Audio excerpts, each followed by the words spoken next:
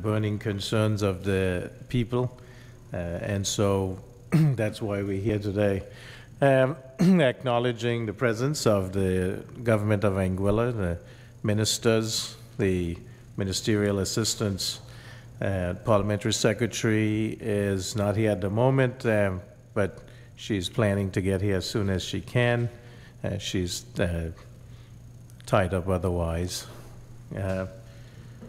And also, I'd like to acknowledge the presence of the chairman of the Health Authority Board and the CEO of the Health Authority of Anguilla, and also the chair of the Water Corporation of Anguilla here with us. The director of tourism is here with us also. We want to thank you all, the press, for coming out. Today, essentially, wanted to update you and the people of Anguilla.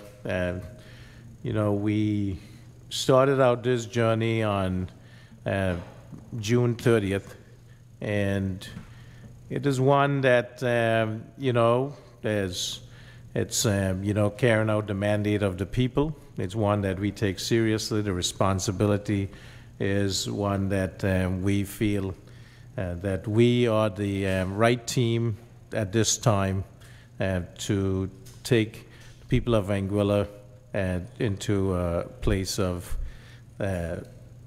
sustainable economic progress and development. It was on, you know, July 9, I sent out a press statement discussing the dire fiscal position, the country of Anguilla, that we met when we came in. And I still remember the first words that I said to the governor was that looking at the fiscal position as it was presented, that we have been just skimming the water, most of the time underwater for the years before. And, you know, it was one of those situations that you think, if we continue on this path, we certainly can't survive it. And we were also, I was told at that time that, you know, we needed to accept the terms of the Memorandum of Understanding that was signed for financial aid for COVID-19, which was signed on June 11th. And we had until July 10th to accept it, or there would be other situations that could be developed. Also, September 15, this group at the Rodney MacArthur Ray Auditorium, we presented the state of affairs of the statutory bodies and how they, you know, contributed to the financial position that existed and what was necessary at that time based on the conditions of the MOU, but also for good fiscal prudence that was necessary to change the way things were being done. And one of the conditions was required that the statutory bodies, their budgets, had to be balanced and had to show how they would deal with arrears and the risk of contingent liability, that is, the risk to the government's budget, economic position, increase in the debt level. These things had to be controlled before there could be assent to the medium-term economic and fiscal plan, which was due from the MOU by August 31st. We got an extension to September 31st, to September 30th, was able to get it into the UK government by October 14th.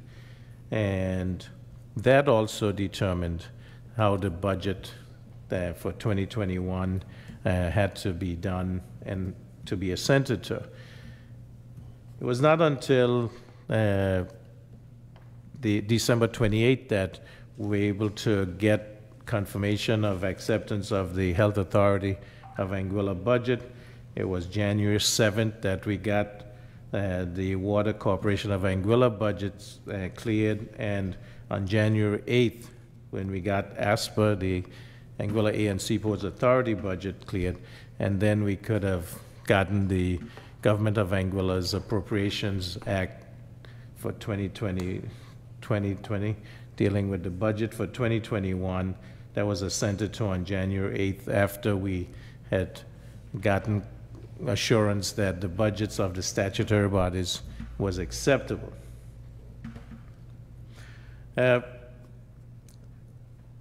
of the things based on that is that we came in with many plans and expecting that we would ensure the well-being of the people of Anguilla, and that is where we still are. And every decision that we make is for the betterment of conditions in Anguilla. And sometimes that requires hard decisions, tough decisions that we make, not lightly, but understanding the impact it will have on the people, knowing that in the long run, we intend to see this country do well, and that's our intention. We want to remedy the hardships that we met, and also want to, ensure to the, assure the people that what our goals are. The other thing that is important is that we have to show the United Kingdom government that we are trying to assist ourselves while seeking their assistance. They, continue to drill into us that promises were made by previous administrations, and as soon as there would be an agreement, then those promises were backed off on, not kept, and that led to a lot of the economic issues that we are dealing with right now.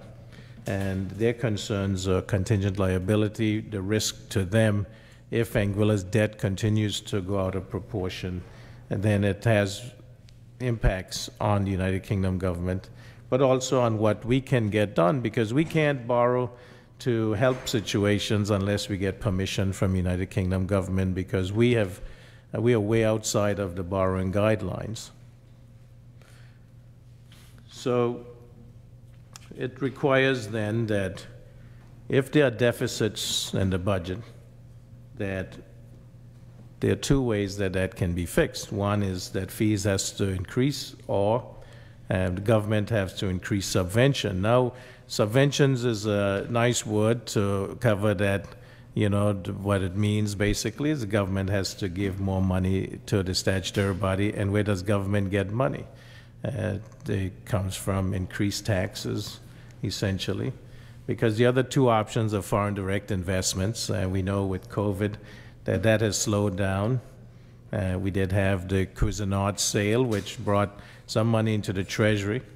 With that, we also got some agreements for social projects, because one of the things that we have insisted on, that any MOU we sign that has to have a social program attached to it, and it has to be written into the MOU. And with the Cousinot sale, we got an offer that they would commit $1.8 million to developing health services, which would be MRI and other services, given us an offer of providing physicians coming in from the U.S. to help out with provision of healthcare services. And they also talked about getting jets that could fly persons into Anguilla, and then that is one of the services that they have committed to. So you either increase fees reasonably, or you increase subventions. And subvention means, as I said, that the government would have to still find the money somewhere to give more money for the services that are necessary. One of the things we find also with the statutory bodies was that they were delinquent in their audited financials.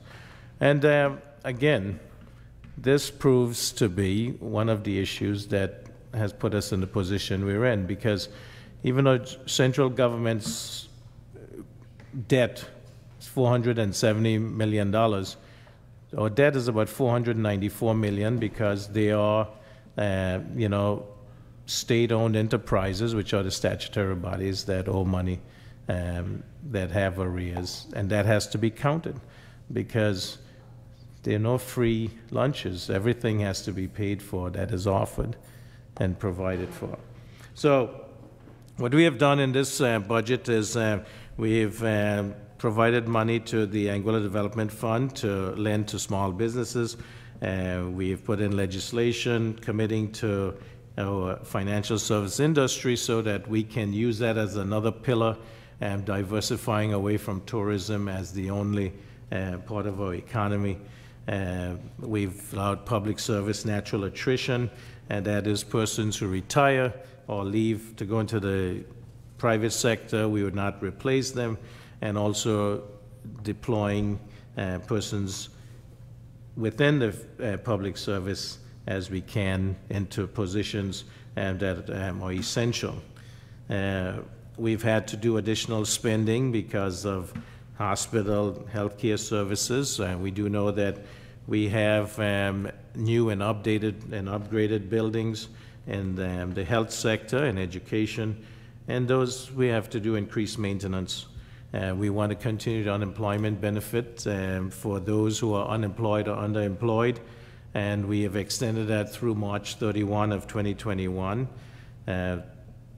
Fire and rescue, we have to increase monies to this service because we have a new search and rescue vessel which will be coming on stream. So there are lots of areas that we have had to find the money to cover, and you have a limited amount to deal with. Certainly the United Kingdom government had said they will grant us 30 million EC dollars and up to that through March 31 of this year. And it becomes incumbent upon us as a government, as a people, where we have to be able to help ourselves to some degree. And that's why I've always said it requires sacrifice. But there's hope.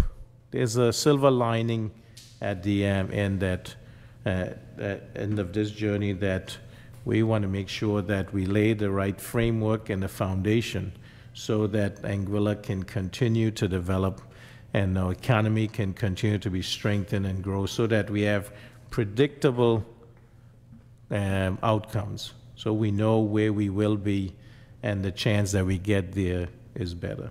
So that's just some of the things I wanted to say. I know there'll be questions that you will have, so I'll turn over now to Minister Hughes so he can say a few words, and then we'll go from there. Good morning, everyone. As you know, we have entered month 7, and there have been a lot of work done across the ministries, but I would like to report on the ministry that I manage, namely tourism and infrastructure. And I would have hoped that the parliamentary secretary with responsibility for tourism would be here, but she cannot be here at this moment. And if there's any questions that arise from tourism, I will try to live up to her standards and answer those questions.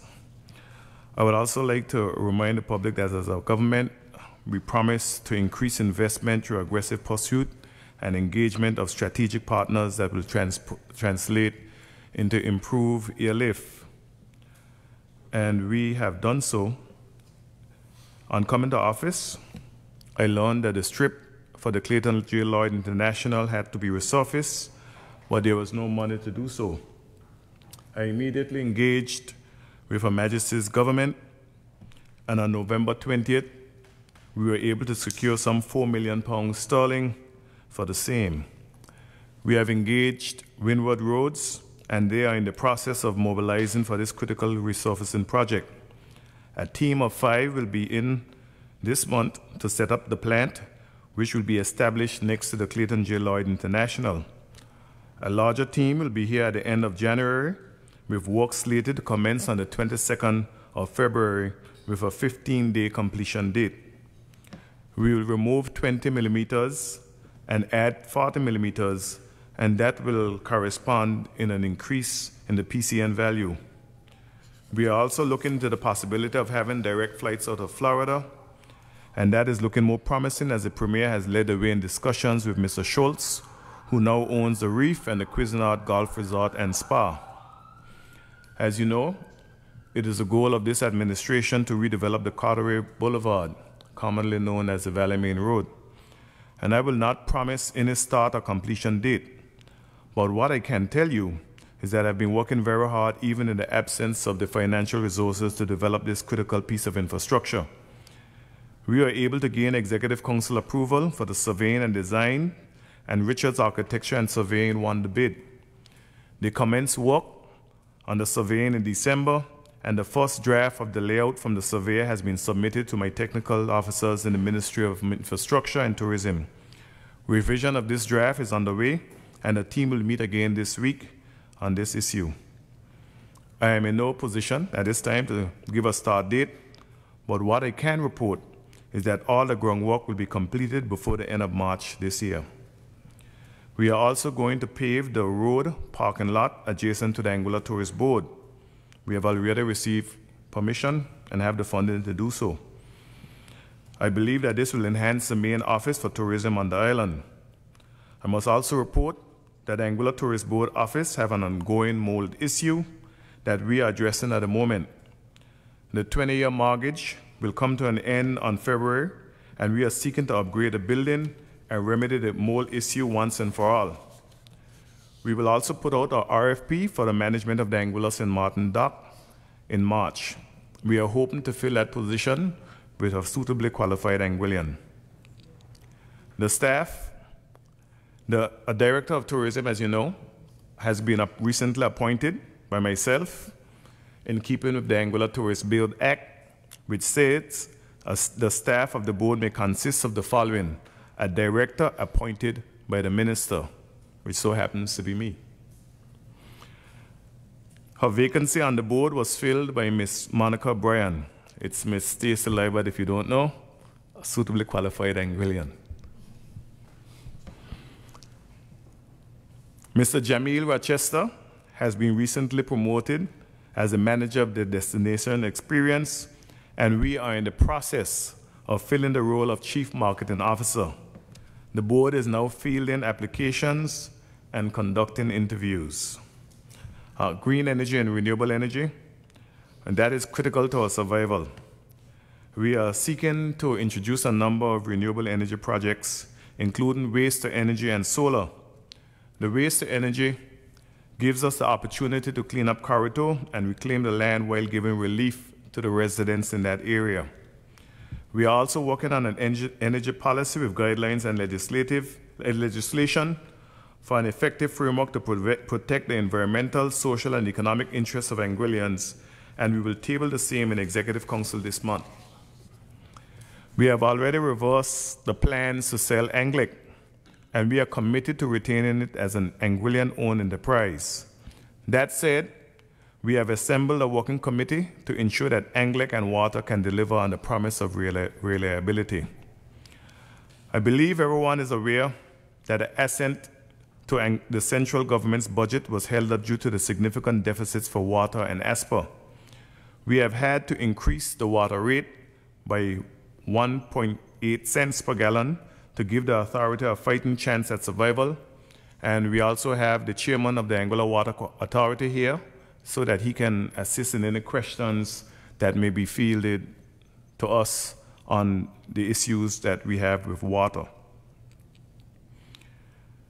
On coming to office, I outlined the severe issues and the significant costs of electricity and the reverse osmosis plant.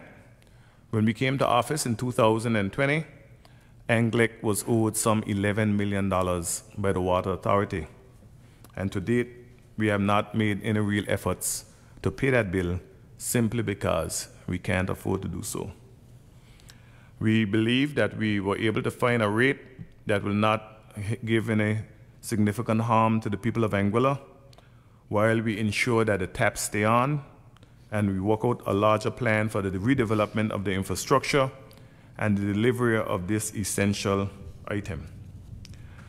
The board of ASPA has done a tremendous amount of work in delivering a budget that does not place a burden on the central government. We also have in our presence the capable CEO of ASPA, Mr. Sherman Williams, who can also answer any questions as it relates to any of the marginal increases that we have had to impose on the services at ASPA. So that is an overview of my ministry, and we'll be able to field questions as we move forward. Thank you, Premier. Thank you. Good morning to everyone. From Hayden, from the Ministry of Economic Development and the Natural Resources. I'll start by updating you guys on the business license policy. We're doing major work to that document, and I cannot underscore the importance of making sure that we have a new business license policy that is fit for purpose in this new age. The old policy, there were many loopholes, and my short time here, 7 months, I've seen some crazy things that I can't understand how it was allowed to go on unchanged for so long. You know, we are trying to tighten up on the way partnerships are done. In the past, you know, you would have a partnership, and on the application you would have one signature. You know, these are little areas that we're realizing that there are cracks. You know, if it's a partnership and you're applying for a partnership, I think each and every partner should have a signature on that document. And I've also noticed, you know, during my short time here, certain applications, you would see 51% for me, 49% for the next, and then you would see it scratched out, and it would be changed to 50-50. So it's a document that needs to be governed more properly. And what we're requiring going forward is that partnerships be backed by company registration, some type of notarized document to show that this is indeed a legitimate partnership. We've seen instances already where a business plan would have a different level of partnership shares as opposed to what the application would have. So the application would have one number of shares for this individual, and then when you verify the business plan, there's a different percentage allotted to the same person. So a lot of loopholes we're trying to block as it relates to the business license process and as it relates to partnerships. I think once we tighten up on this, it will eliminate the fronting issue that we're trying to deal with.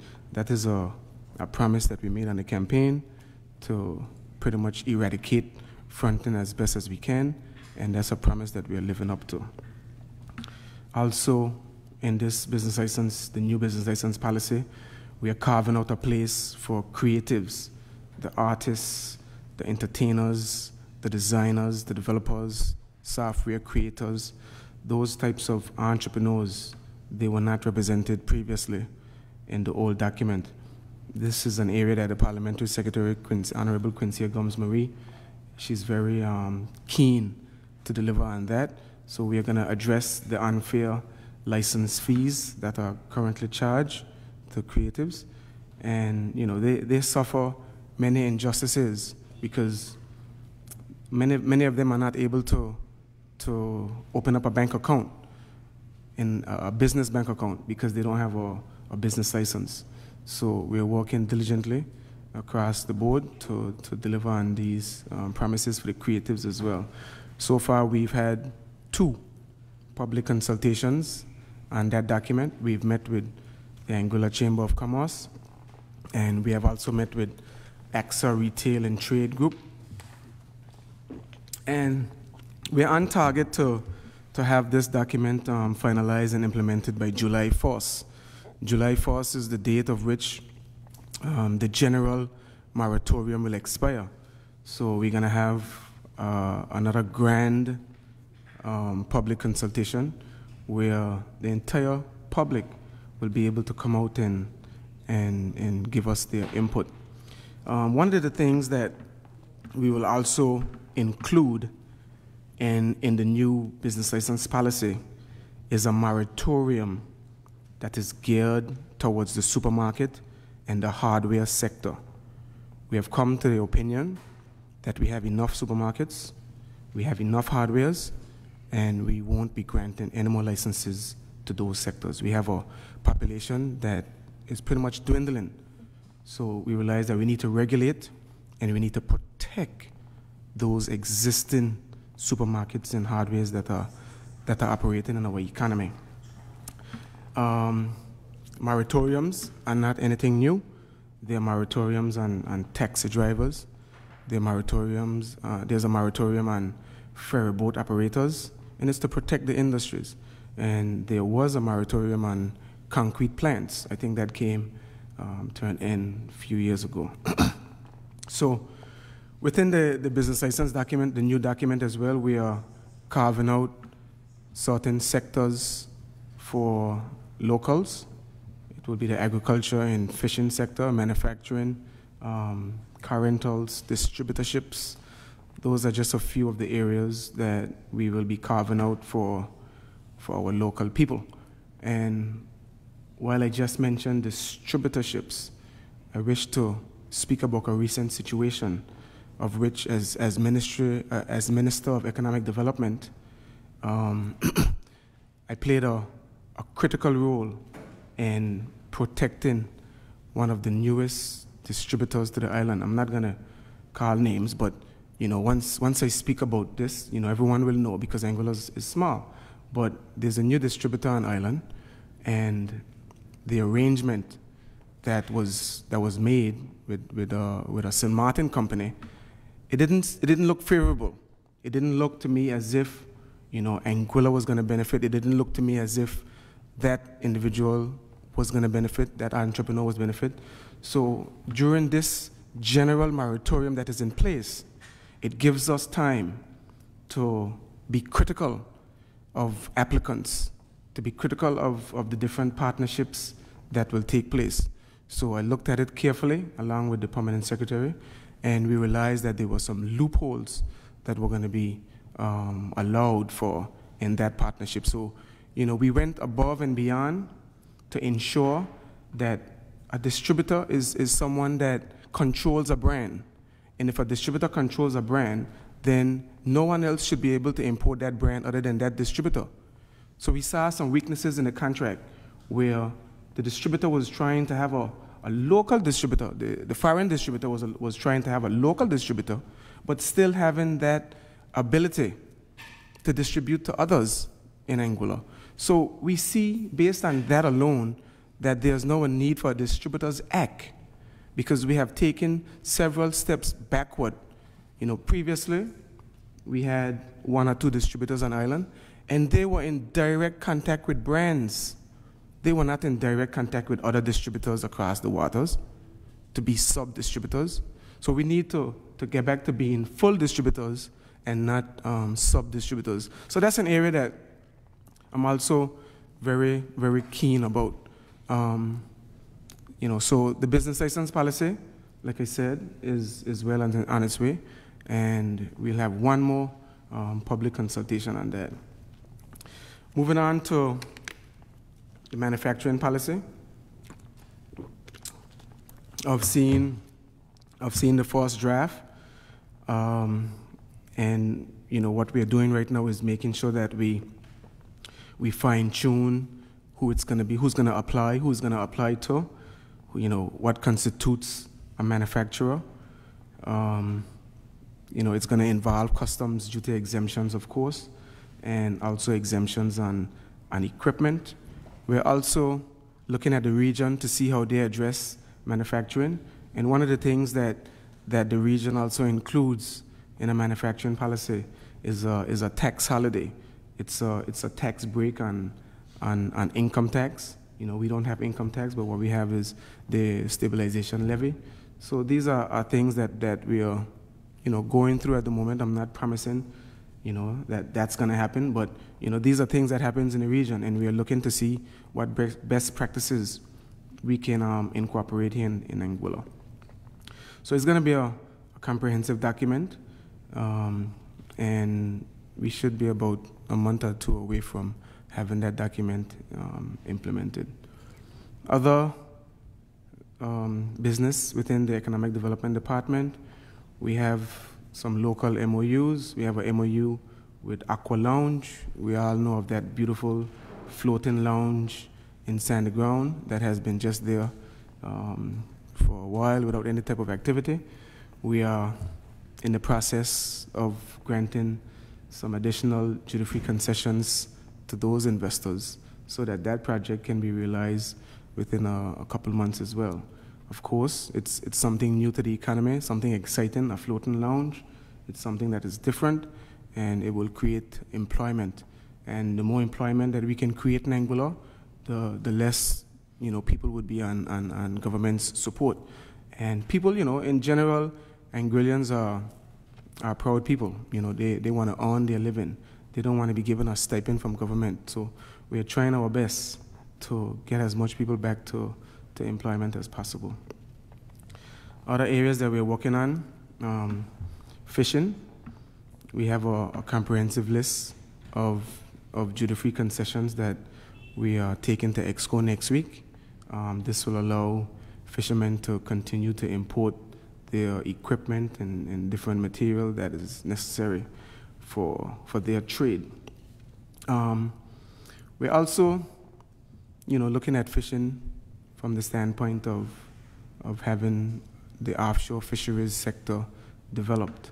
And just on Saturday, I mentioned it to the new incoming governor. We met her via Zoom on Saturday, and I expressed to her that fishing is something that was very instrumental and are very, very significant in the Brexit EU negotiations.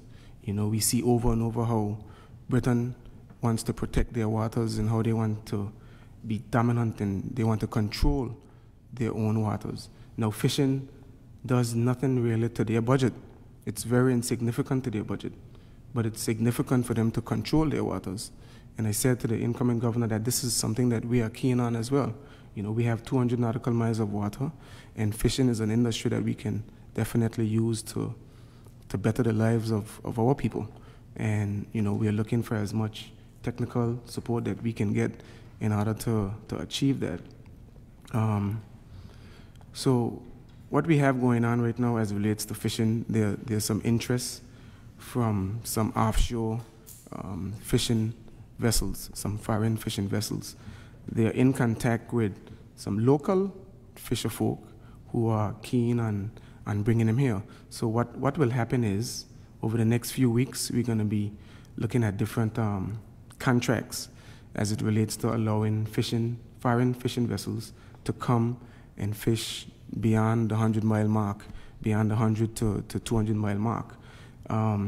What will happen is they'll go out to fish for 3 weeks to 4 weeks. They'll come back to Anguilla, where they will offload their catch. And once the catch is offloaded, then it will be shipped straight to a frozen container where it will leave Anguilla for export. So one of the things that I spoke to the PS about this morning is to, going into research to find out what are the export fees, duties on fish. This is new monies into the economy. This is, providing monies that wasn't there. So right now we are looking into those fees.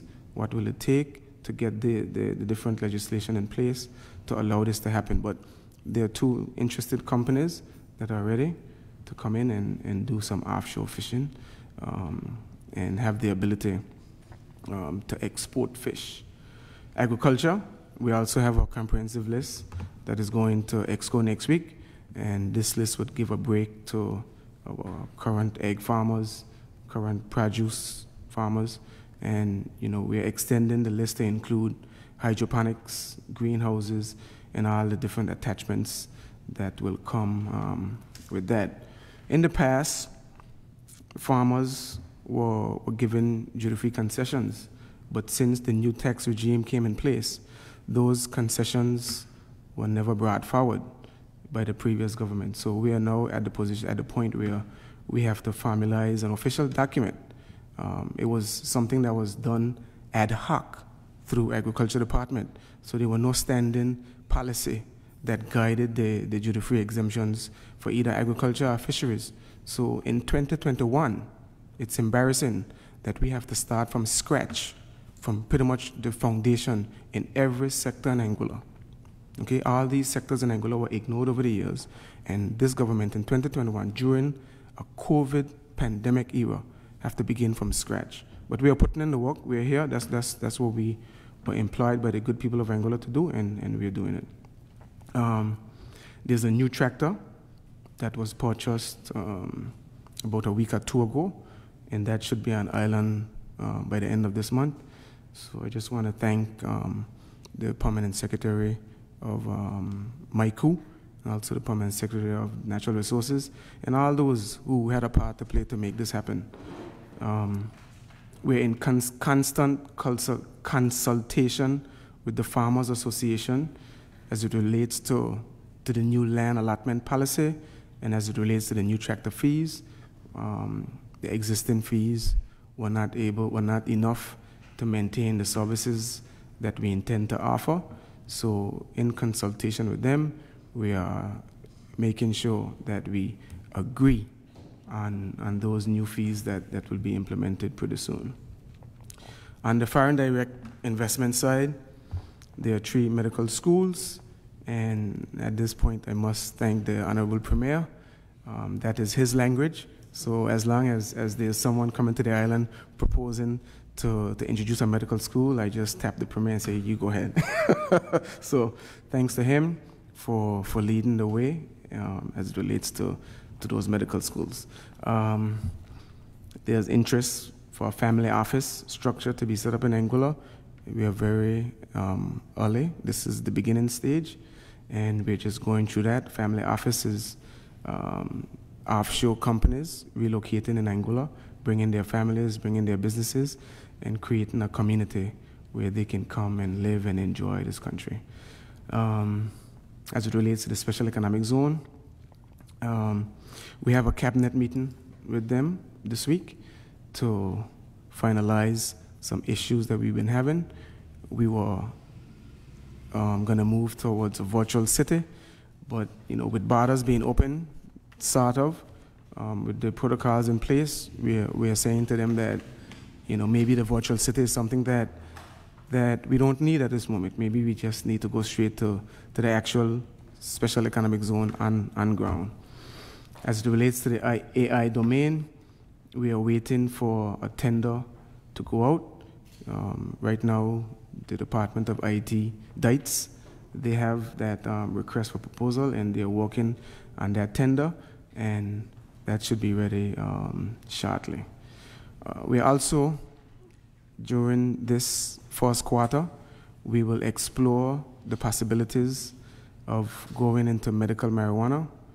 It is on our legislative list for 2021, and we're at the phase where we are trying to set up a committee that will explore the potential, explore the possibility of moving that industry forward. Last on my list here, Select Anguilla. We made some amendments to that legislation to allow the retroactive feature to go beyond 2018, to go back beyond 2018. So those expats among us who invested in homes prior to 2018, they now have the ability to apply for residency by investment. The due diligence will be done, and of course, this is adding to our population. This allows those folks to live among us a little bit longer. They have a home here, so they can stay for the entire time that they're here. They don't have to go and come back based on the amount of time that they're here. Plus, it's extra money to our treasury when we grant applicants residency by investments. All right, so that's it from my department. I now hand it over to Mrs. Deanne Kentish, Miss Deanne Kentish.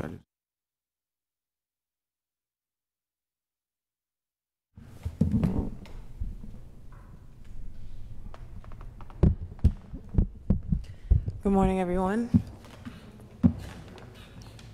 So I hope to be quite short and succinct this morning.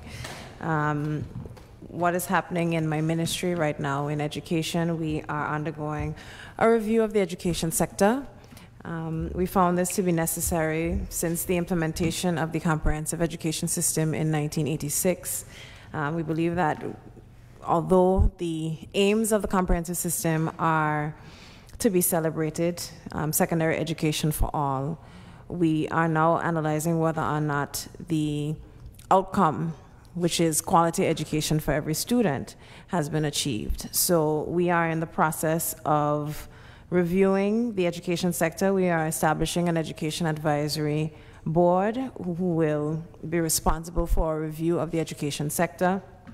They will be responsible also for curriculum review, testing standards, and the other social aspects in relation to education.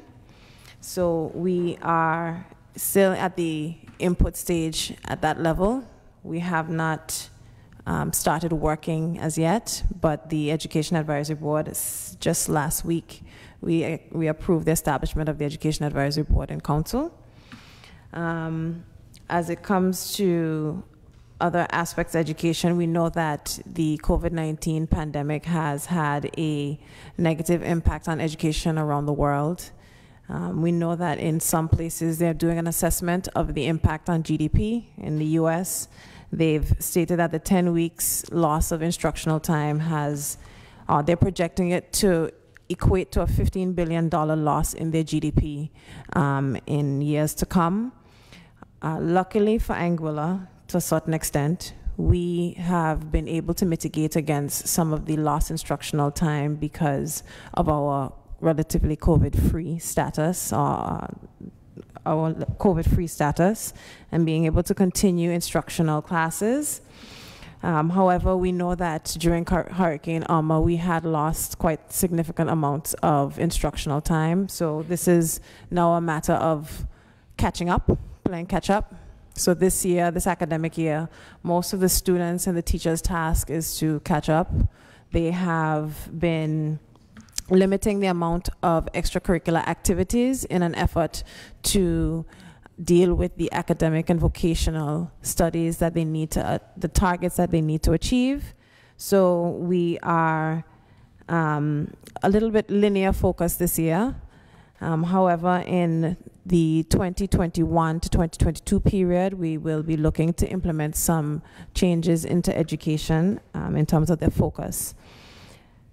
As it relates to social development, we have the decriminalization policy, which was approved by Executive Council last year, and we are just waiting for the legislative drafting from the Attorney General's chambers. Once that drafting has been completed, it will be brought to the public for public consultation. We also have the Child Justice Bill, which hasn't been brought to the House yet. We are waiting for some changes to the legislation based on feedback with the Royal Anguilla Police Force and the Attorney General's chambers, all of which will be accessible online to the public. And once we get those changes, we'll bring them forward. We'll publish them again online. We had posted them on the Ministry of Social Development's Facebook page. We had also posted them on the Government of Anguilla's page. But we are also going to engage again in a consultation on the changes that we amend to the Child Justice Bill. Once these changes are completed, we will be going to the House of Assembly with the Child Justice Bill, with the hopes that we will be able to strengthen the institutions surrounding protecting young people in Anguilla. We are also looking at some aspects of social development which would deal with access to aid. I will say aid. One of the big problems that we've found in social development is there are concerns from the general public in relation to sharing information. They have concerns about the requests for information being asked from social development in terms of their bank accounts and other aspects of their private information. We do want to assure persons who come to the Department of Social Development that their information is being dealt with confidentially. and that the only reason why we are requesting certain information is so that we can help those who are in need. We have limited resources, and so it is incumbent on us to make sure that we are helping those who really need the assistance. And that is the only reason why we're asking for these records, for the purposes of giving out these payments from social development. And finally, we are also looking at some scholarship initiatives, and this is, we're reaching out to scholarship partners. It usually is a situation where scholarships will come to us, or they'll tell us which scholarships are available, but in this period of time, we found it incumbent to reach out to universities and ask them if they would have any scholarships available. We're reaching out to the Commonwealth Association to see what graduate level scholarships and bachelor level scholarships. I think it's important for us to also have bachelor level scholarships. At the moment, they really only offer graduate level scholarships to Anguilla, but we are talking and engaging with them to see if they can start to offer bachelor's degrees to Anguillian students, bachelor degrees scholarships to students in Anguilla. So I said that I was going to be as succinct as possible. That is the update from my ministry, and I will pass on to the Minister for Trade. Sorry. Just want to add something before Minister Hodge Sr. Minister Hughes spoke about some water rate increases that will happen. I just want to add that those increases will not affect the Farmers Association, and it will not affect senior citizen homes.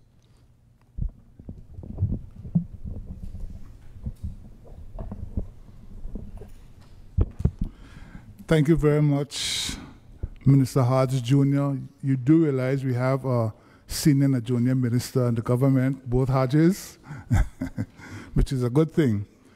A very pleasant New Year to all of Anguilla. In particular, I want to say a warm and happy New Year to all the workers across Anguilla. I know it is not a very comfortable or easy time right now with so many persons on the breadline. And let me assure you that I'm feeling your pain. I know what is happening, and we are trying our best to alleviate. But I want to start my brief presentation with some really exciting news. And that exciting news has to do with the launch today of our e-visa portal.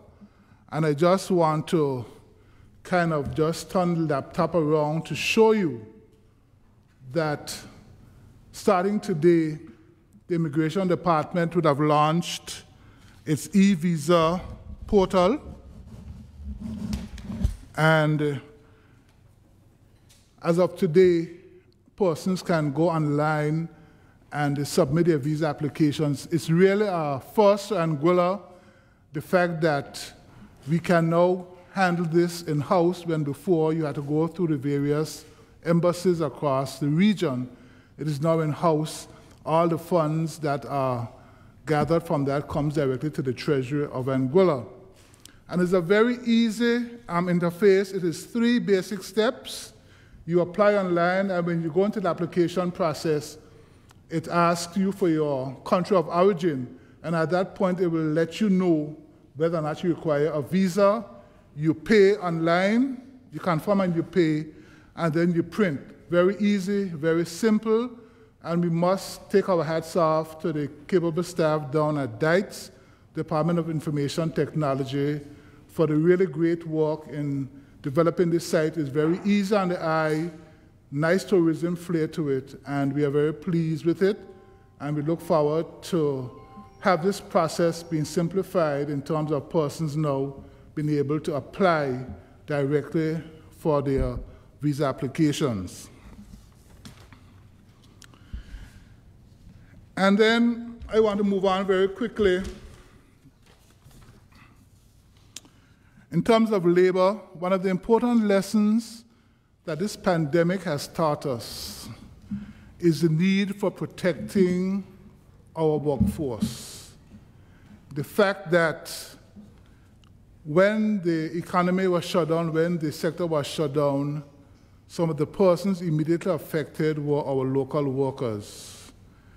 And as minister, I've been working diligently with my officials in the Department of Labor to see what we can do, first in terms of reviewing the current legislation, and in particular, we have spent a lot of time on strengthening our understudy program. We have gone a step further that we have now developed a policy that has, the first draft is nearing completion. I have been told by the Labor Commissioner that the first draft has been completed. We are getting a little look over of that draft from the ILO, International Labour Organization, and I should soon be getting that draft in my hand. And very soon I'll be able to come out to you, the media, and the stakeholders to discuss this. And this will definitely put some teeth into our efforts to protect the rights of our workers.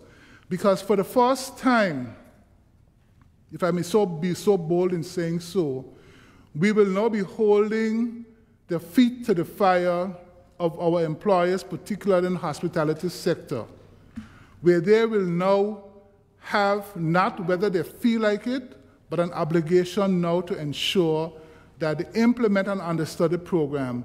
Otherwise, they're going to lose their work permits. So we are moving to a stage now where there's no longer any ifs or buts about it.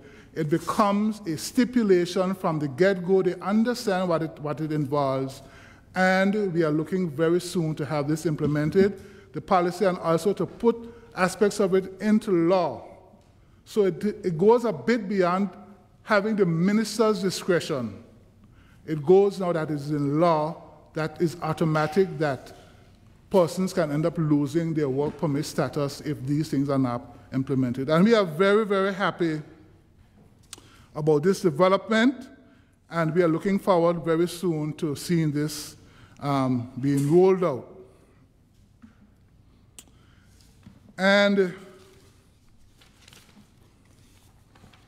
the third area very quickly I want to touch on is our population. For many years as a civil servant, we would have sat in forums and meetings and we would have discussed the need to increase our population.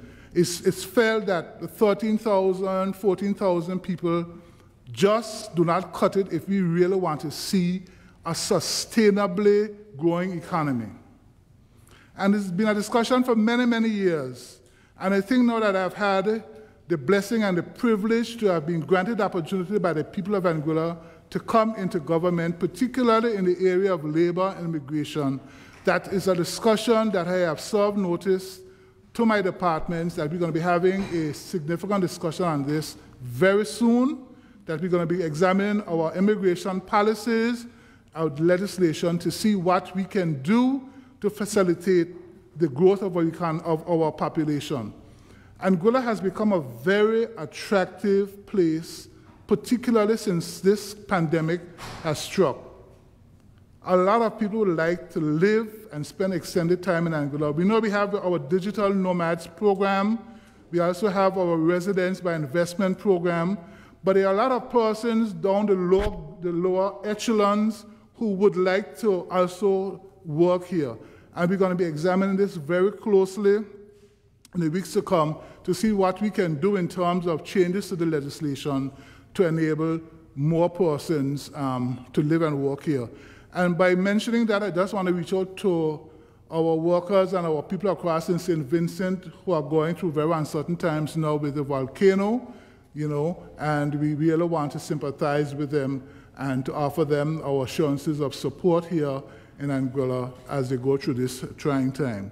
So those are the three main areas. I have a whole range of other responsibilities, but I found for this press conference this morning, we wanted to be succinct and hone in on those three particular areas that I feel would have been of tremendous interest to the press here this morning. Oh, and one other quick thing.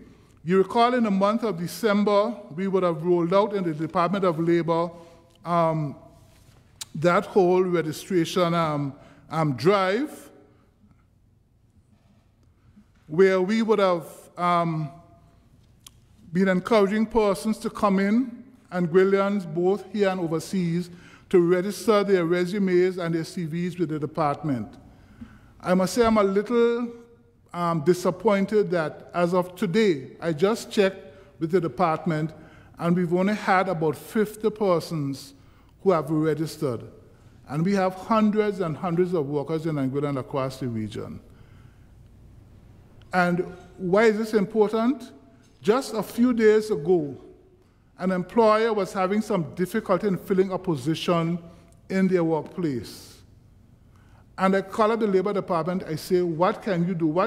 Can you go into your database that you're establishing and see if you can find someone who can help out this employer? You understand? So there's a need, there's a vital importance, and I continue to encourage persons, even though the month of December has gone, still I would encourage persons to continue to send in their work permits, their CVs and resumes to the Department of Labor so that we can build that database and we can then draw easily upon the skill sets of our workers when there is need. Thank you so much for that.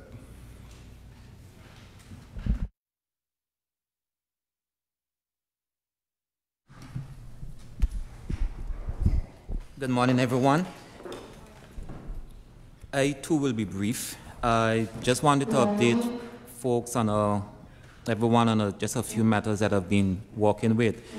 I think at a recent press conference, we had spoken about the stadium that was started some time back, and when we first got into office, we realized that it might have had to be demolished. But we went in with the folks at Maiku. We had a second look, and we were able to determine that it can be saved with some extra work being done to it, because this is some $250,000 worth of material that's already on the ground, and it would have been a waste. So I've since met with the guys at Maiku, and shortly we'll be rolling out plans. I am in the vein of my good minister at Maiku, who has his dreams of the Carteret Boulevard. I am putting my dreams in having an indoor facility here in Anguilla. So we're working towards that. I know the big topic recently have been about the increase in the health fees. So to combat that, we've dusted off a program that was in place in Anguilla a few years back called Move Your Body campaign, where it's about getting persons being active, getting persons to eat healthier. And we're going to be actively pushing that campaign because the other side of going to the hospital is being healthy. If you're healthy, you have less need for medical services. So we're going to be pushing that campaign hard in the next few months. We've also made some good improvements, some great steps forward with the proposed drag strip. We're going to be working hard on the lease. We've gotten the folks with the Anguilla Motorsports Association. They've turned in all the paperwork that we've required of them. So in a few weeks, we should be getting the lease signed and moving forward with that. I've also been actively working on a men's group where we're going to be focusing hard on our young men. From the campaign days, everyone knows that's a strong focus of mine, where we would like to see the youth violence curb. We would like to see the improvement in our young people. So we are working hard on that. And also another passion of mine, men's health, which with my good minister, Deanne Kentish-Rogers, we would be working hard to bring towards the people of Anguilla. I think that's it in a nutshell for me. Thanks. So the Parliamentary Secretary is here, who is responsible for tourism, natural resources, information technology, and a bunch of other things. She has a big portfolio, but we'll give her a few minutes to introduce herself, talk about probably tourism and COVID, and then we'll open it up for some questions, because I can see there's a burning desire for that. Thank you. Thank you, Premier. Good afternoon to everyone here this afternoon. And apologies for my late joining, but it seems like I got here just on time. So as it relates to tourism, as you know, that we've adopted a phased approach for reopening since August, and we are currently in phase 2. Phase 3 is imagined to look at life once the vaccine is here, and more information will come on that as more research is done. And then phase 4 will be the general reopening. So as we are in phase 2, and phase 4 will come whenever the country is ready to do so. But as we are in phase 2, we are looking at how to continue to have persons enter the island safely. We've brought in about somewhere between 3,000 to 4,000 persons since the beginning of November 1st, and we have had, correct me if I'm wrong, about 12 positive cases, or just 15 positive cases.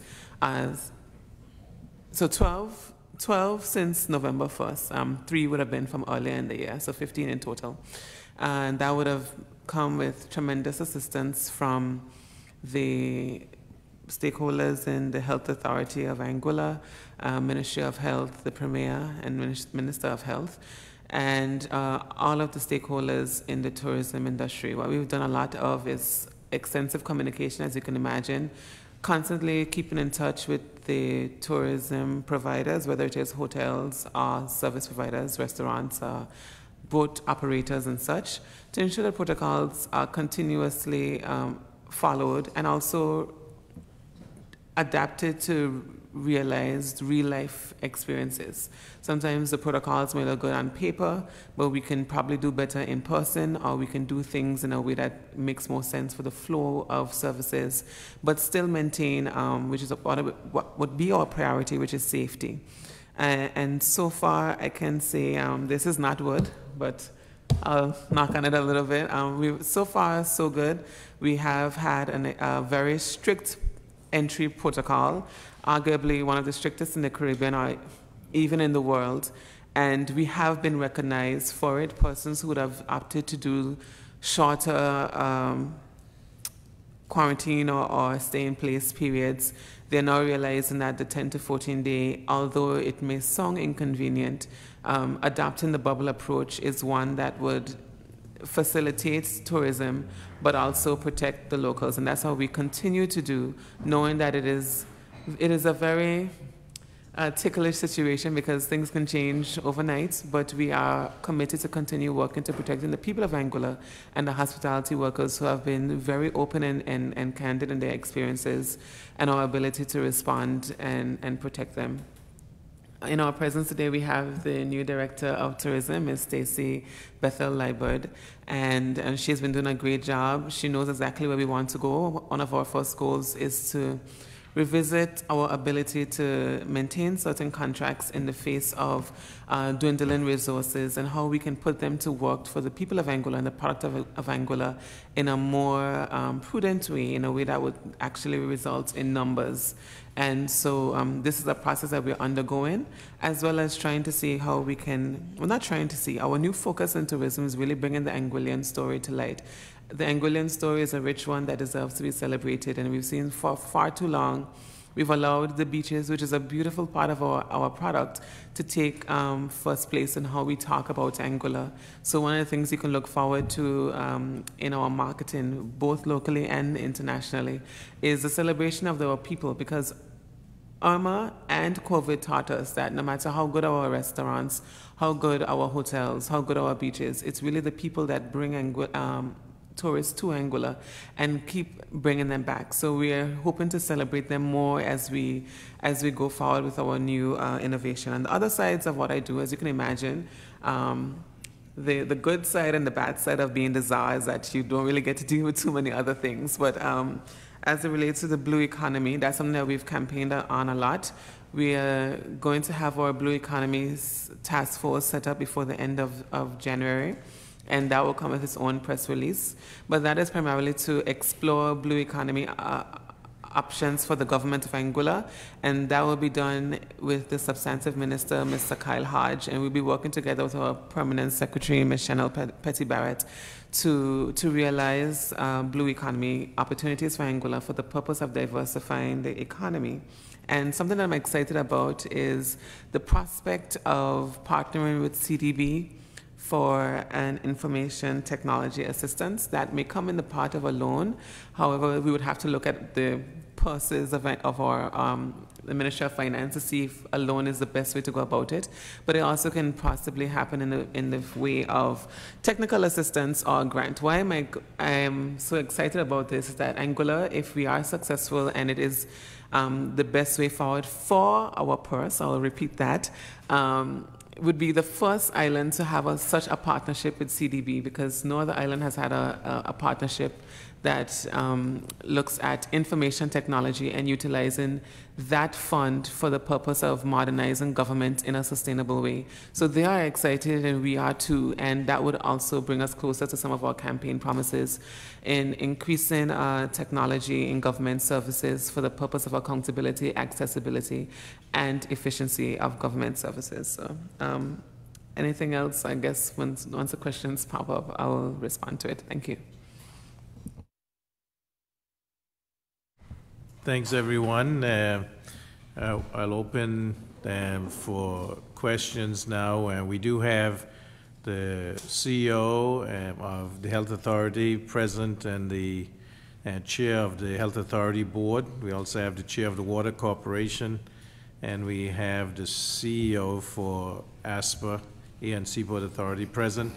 So that they may have to get back to work pretty soon. So, if you can get the questions that they may be able to help us with first, then we can deal with the rest there.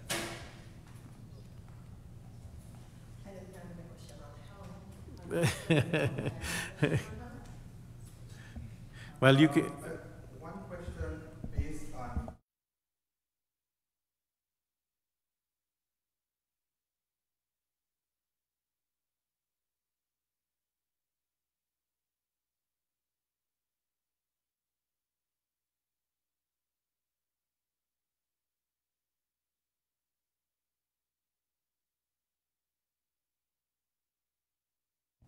All right, that's a good question to start out with. As we do know, we know COVID is the important thing. In terms of vaccines, we were promised by the UK that they would supply vaccines. We were looking at sometime in January. We don't have a specific date.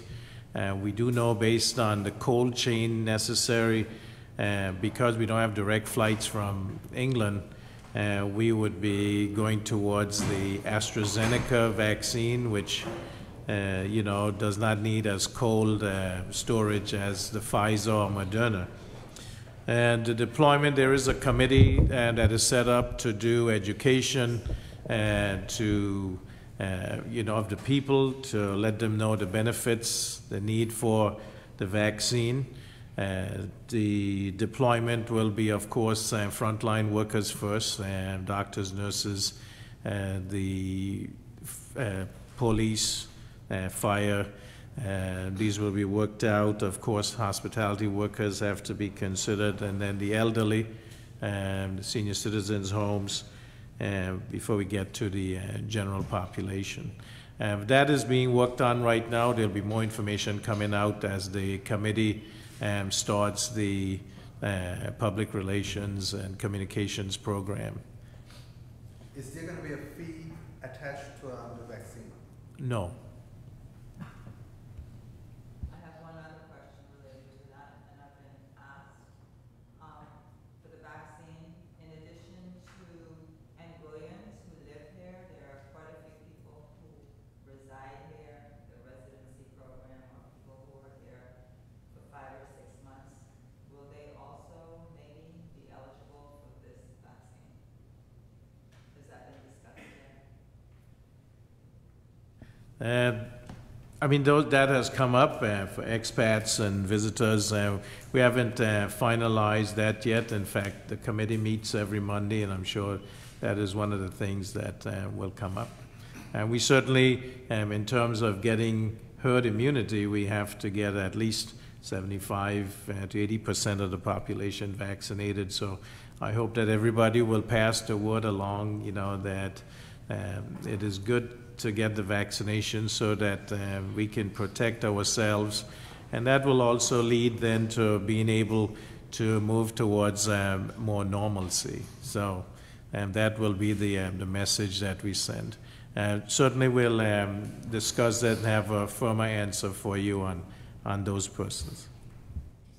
I have a question pertaining to the vaccine.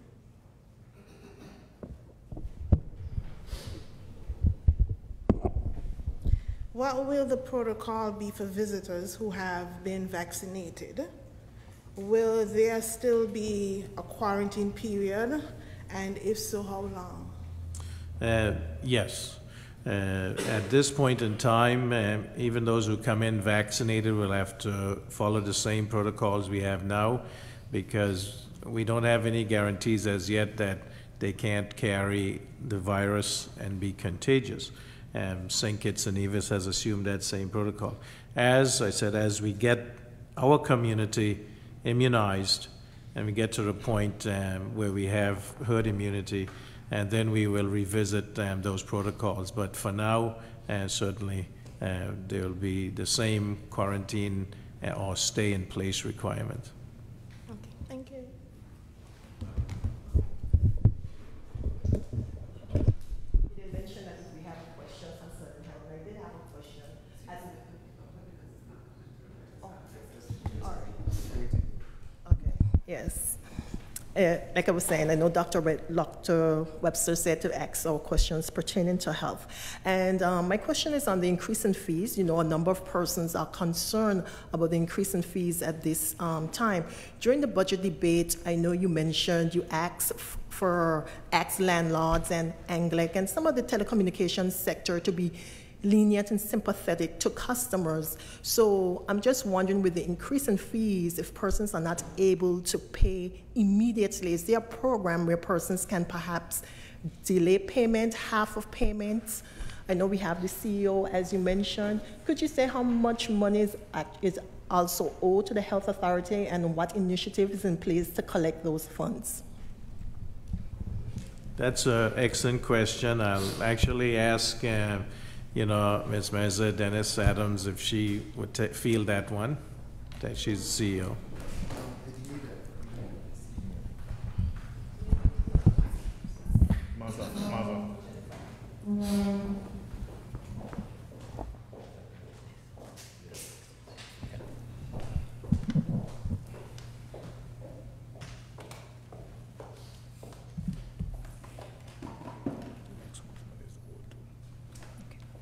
Good day to everyone.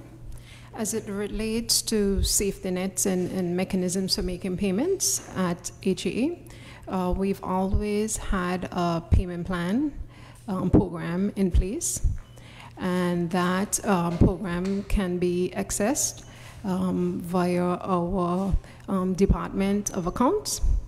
And if persons are interested, they could always ask questions as it relates to the cashiers. They go to the cashiers and they're redirected to that department. So we do have an existing program in place. But in addition to that, the government of Anguilla offers a safety net in that the Department of Social Development, they have a program where they provide assistance to persons who cannot meet the cost of care.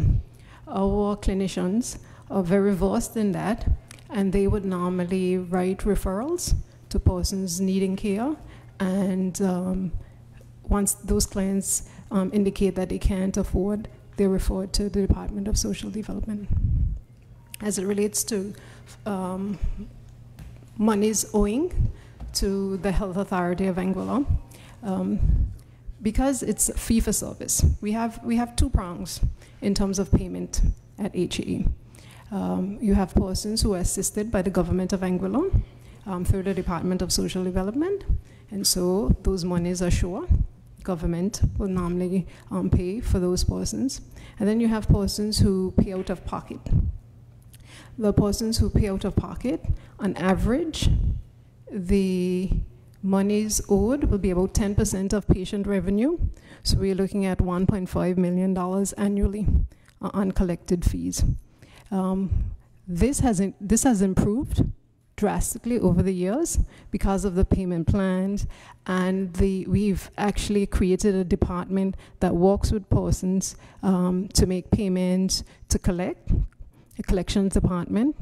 Some persons are able to meet those costs, but whenever you have a system in which we do, where persons have to pay for services directly, we are going to have situations where persons are unable to pay.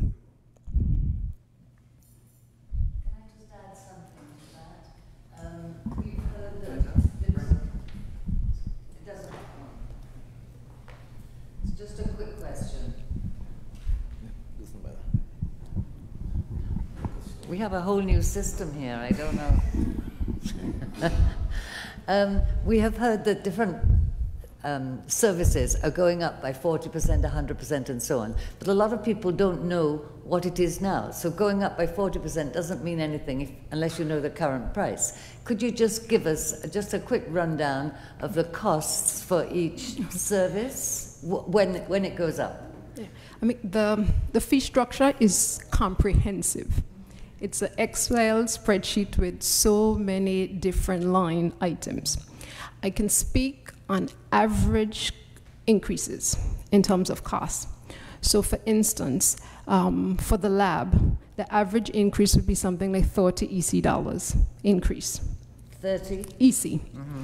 I think we have to also appreciate that even with the increase, the increases across the services, that the increases are not covering the costs of delivering the service, and that the services that we deliver are significantly subsidized by the government of Anguilla. Yeah? More than 50%, they're subsidized. Right. And a large part of the work that we do is to ensure that we're offering quality health care. And to offer that quality health care comes at a cost. Hopefully, with these fee increases, we're going to realize that we're able to meet the cost of services to some degree, and we are working diligently with Accreditation Canada. I'm not sure if persons are aware of this. We're working with Accreditation Canada to be accredited, and part of the accreditation process is really to improve the quality of care.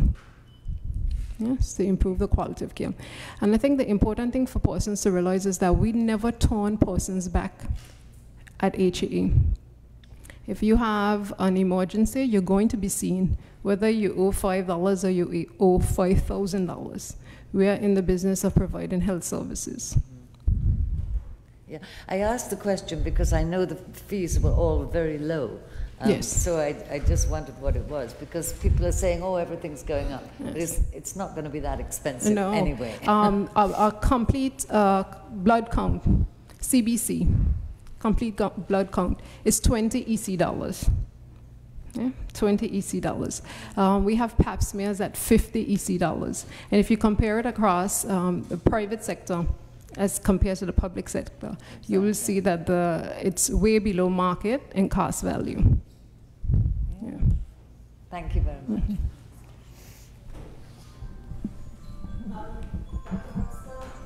You mentioned earlier,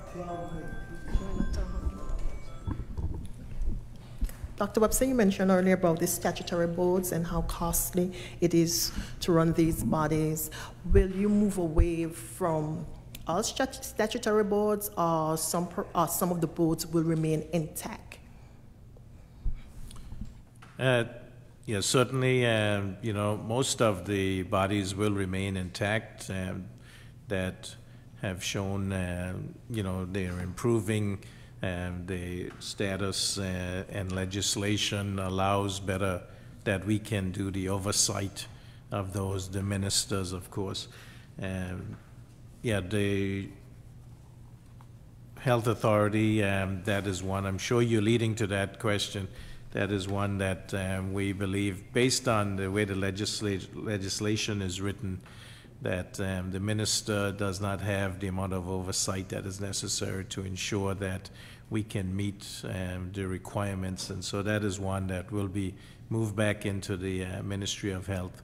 And I think that will allow the minister who is elected by the people with that obligation, responsibility to have more of a say, better oversight, and how the body is managed. And we always feel that healthcare is important, it's paramount, especially in this COVID era. It is the number one issue in Anguilla of providing quality healthcare.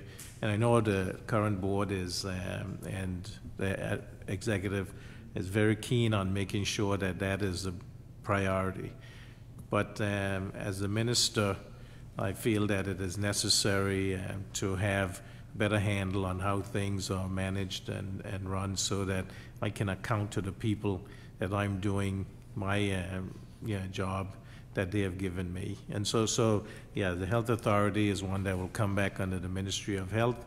But most of the bodies will stay as is, as state-owned enterprises, quasi-government bodies. But there are a lot of changes that have been and will be made in how they are run, including procurement. And before, all the statutory bodies were outside of the procurement process. And now they will all have to be managed under the procurement board. And in terms of doing quarterly reviews, annual reports, balancing budgets, accounting for arrears, making sure that contingent liabilities are reduced, and also in terms of contracts, that they cannot enter into unfunded contracts. And that is one of the things that we found that was throughout several of the statutory bodies, that there were contracts that were entered into that they couldn't pay for. And I think that that is certainly misuse, mismanagement, and gross negligence. And then other ministers can attest to that. Yeah, just to add to that, if I may, in 2019, the cost of water production increased by 30% because the government canceled one water provider and enter into a contract without any procurement process with a new contractor. So that increased the cost of production of water exponentially, and has had a knock-on cost to the operations of the water authority. The government of Anguilla this year, even with the marginal increase that the chairman can speak to, will still have to grant the water authority a subvention of some $1 million.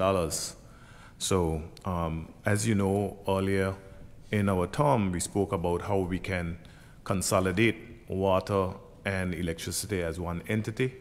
We have put together a committee to start the work to look at the options as to how we can realize that goal before the end of this year, so we can have one entity called the Public Utilities, and that in itself can deliver on the promise to have reliable water. Some time back, I also spoke to the fact that over 60% of water is being lost in leakages.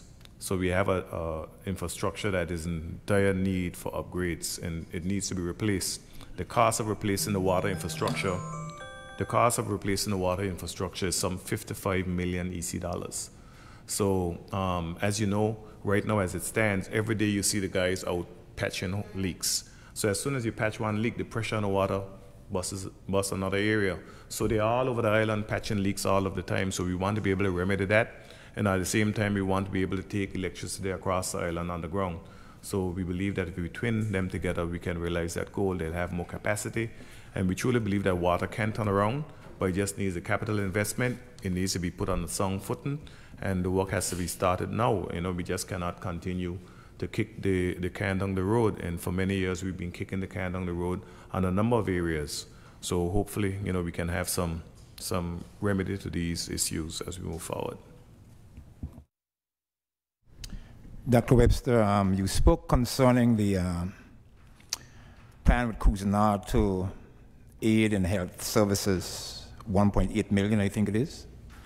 Would this amount be disseminated over a period of time, or how would it be managed?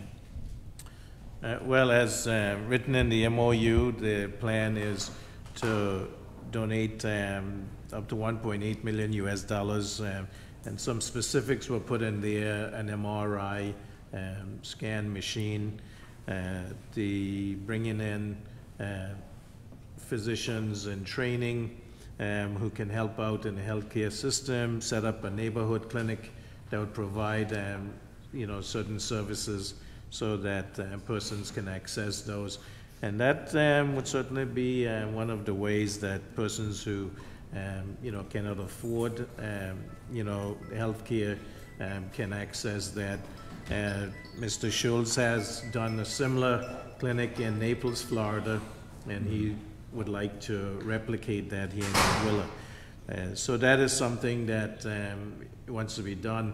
And in the MOU, we stipulated that the MOU would become default if this agreement is not made within 6 months of the signing of it. And so that is, he's actually contacts me, if not daily, every other day about how we can get this set up. And I have reached out to the CEO and to facilities manager at the hospital to see how we can get, placement for this MRI machine. We're also looking at some other health services that we're asking him to assist with, because we feel that to provide the care in this COVID environment, you have to have those services available in Anguilla because people can't travel as easily. One of the things that is also part of the government budget is there is a money being held back for medical treatment overseas. And that every year busts the budget because the persons get ill, they have to go abroad, or there's trauma and you need orthopedic services. And so these are things that we have to take, serious stock of.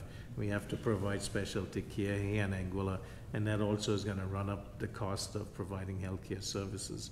So these are we're very conscious of the cost. We're very conscious of the quality, and I know the chairman of the board has made that his overriding concern is that we have to be able to provide quality, accessible healthcare to the people of Anguilla. Yeah. You also mentioned that there's an amount available for small businesses on the island, and I guess that is to the Anguilla Development Board. That is correct. We have given $500,000 for that right now. And what is the criteria for accessing that amount? Those funds. Are they for existing businesses alone or for new businesses? Existing is the main focus right now, those affected by COVID, but also that can be expanded to new businesses. There are other means for new businesses, especially for young persons, 35 and under. The Get Set program does provide monies to help those. But we are pushing towards helping all new entrepreneurs also, that we can provide loans, low interest, for them to be able to get started. I have two non-health questions. The first one pertains to the drag strip. I'd like to know where that is. And the second one was about fisheries. You talked about the two companies that has been in contact with fisheries. I just want to know if they're going to put in infrastructure to help with the processing of the fisheries. Very simple, in the weeds type questions. Okay, I'll answer the second question. The fish processing plant is something that will have to be privately done. We are not at the stage really to say to the public, when that will happen, but it is something that we want to see realized, and as a government, we want to facilitate it as much as possible. So, from our end, it will take us, granting the various duty-free concessions that are needed to allow it to come to fruition. But it's gonna take private partnerships for that to happen. Yeah. But in the initial phase, it's just to allow those foreign vessels to come in And, we can see where the industry grows from there. I don't know if that answered, yeah. I'll answer the first question last. Corridor is a site, is a site where the lease for the drag strip is going to be. But while I say that, I just want to mention that in this year, we are looking at some new regulations to the Vehicle and Road Traffic Act that will take into consideration child seat legislation and child seat regulations, seat belt and cell phone use. These are some of the regulations that we want to put in place very early in this year. And in the first quarter of this year, we also will be putting in place vanity plate regulations. The legislation has already been done. It's just now to complete the regulations so that Brenda can put Brenda 1 on her number plate. and I know some folks may say, but in this environment, why is it the government is focusing on these things? People need to understand as well, the government does a lot of things at once. Each one of us have a respective ministry. We have technical people who assist. So there's a lot of moving parts of government, and we are doing a lot of things as we move along. So those are some of the things that we are working on. Also, as you know, the minister didn't mention this, but I don't want to call it the Animal Control Act, but it's a number of acts that were recently amended to take into consideration roaming animals, goats, sheep, and dogs. And we just want to let those owners know that we will be enforcing those laws, because in terms of product development, there's a number of things that we want to do in Anguilla in terms of product development using plants and fauna. And if we have roaming animals, we cannot get there. Also, there's a lot of people who are hobby farmers who have been, their farms, their vegetable gardens have been totally destroyed over the years with roaming goats. In particular, I can tell you from my experience in the Sandagrong area, South Hill, and Blowing Point in particular. So the department will be using their casual workers to act and to work along with those persons who are tasked with responsibility of enforcing those regulations and legislation, and we'll be moving forward quickly with that as well. Hayden, on the topic of roaming animals destroying vegetation and crop, of recent we've had a great increase in iguanas, also destroying people's crops. Is there anything in the pipeline that would be addressing that issue? Yeah, I'll take that question. The green iguana somehow ended up on the protective list, species list, and I think it was about 3 to 4 weeks ago we went to Executive Council and we removed it off the list. So the Anguilla National Trust and the Department of Natural Resources, they're putting a plan together to more or less eradicate the green iguana, because it was never supposed to be a protected species. Okay, I have another question that has... Before you answer that question, there's also an issue of monkeys that we are also addressing as well. So it's not only the green iguana invasive species, but also the monkeys. I've been asked to ask this question in reference to locals returning who are in quarantine. We have tourists who come, they are in a bubble, and the question asked by locals, is it possible to have a bubble for them to be in also? So that's a really good question. As it relates to locals in the bubble, the locals can participate in the bubble if they are staying at a certified hotel or any sort of certified accommodation.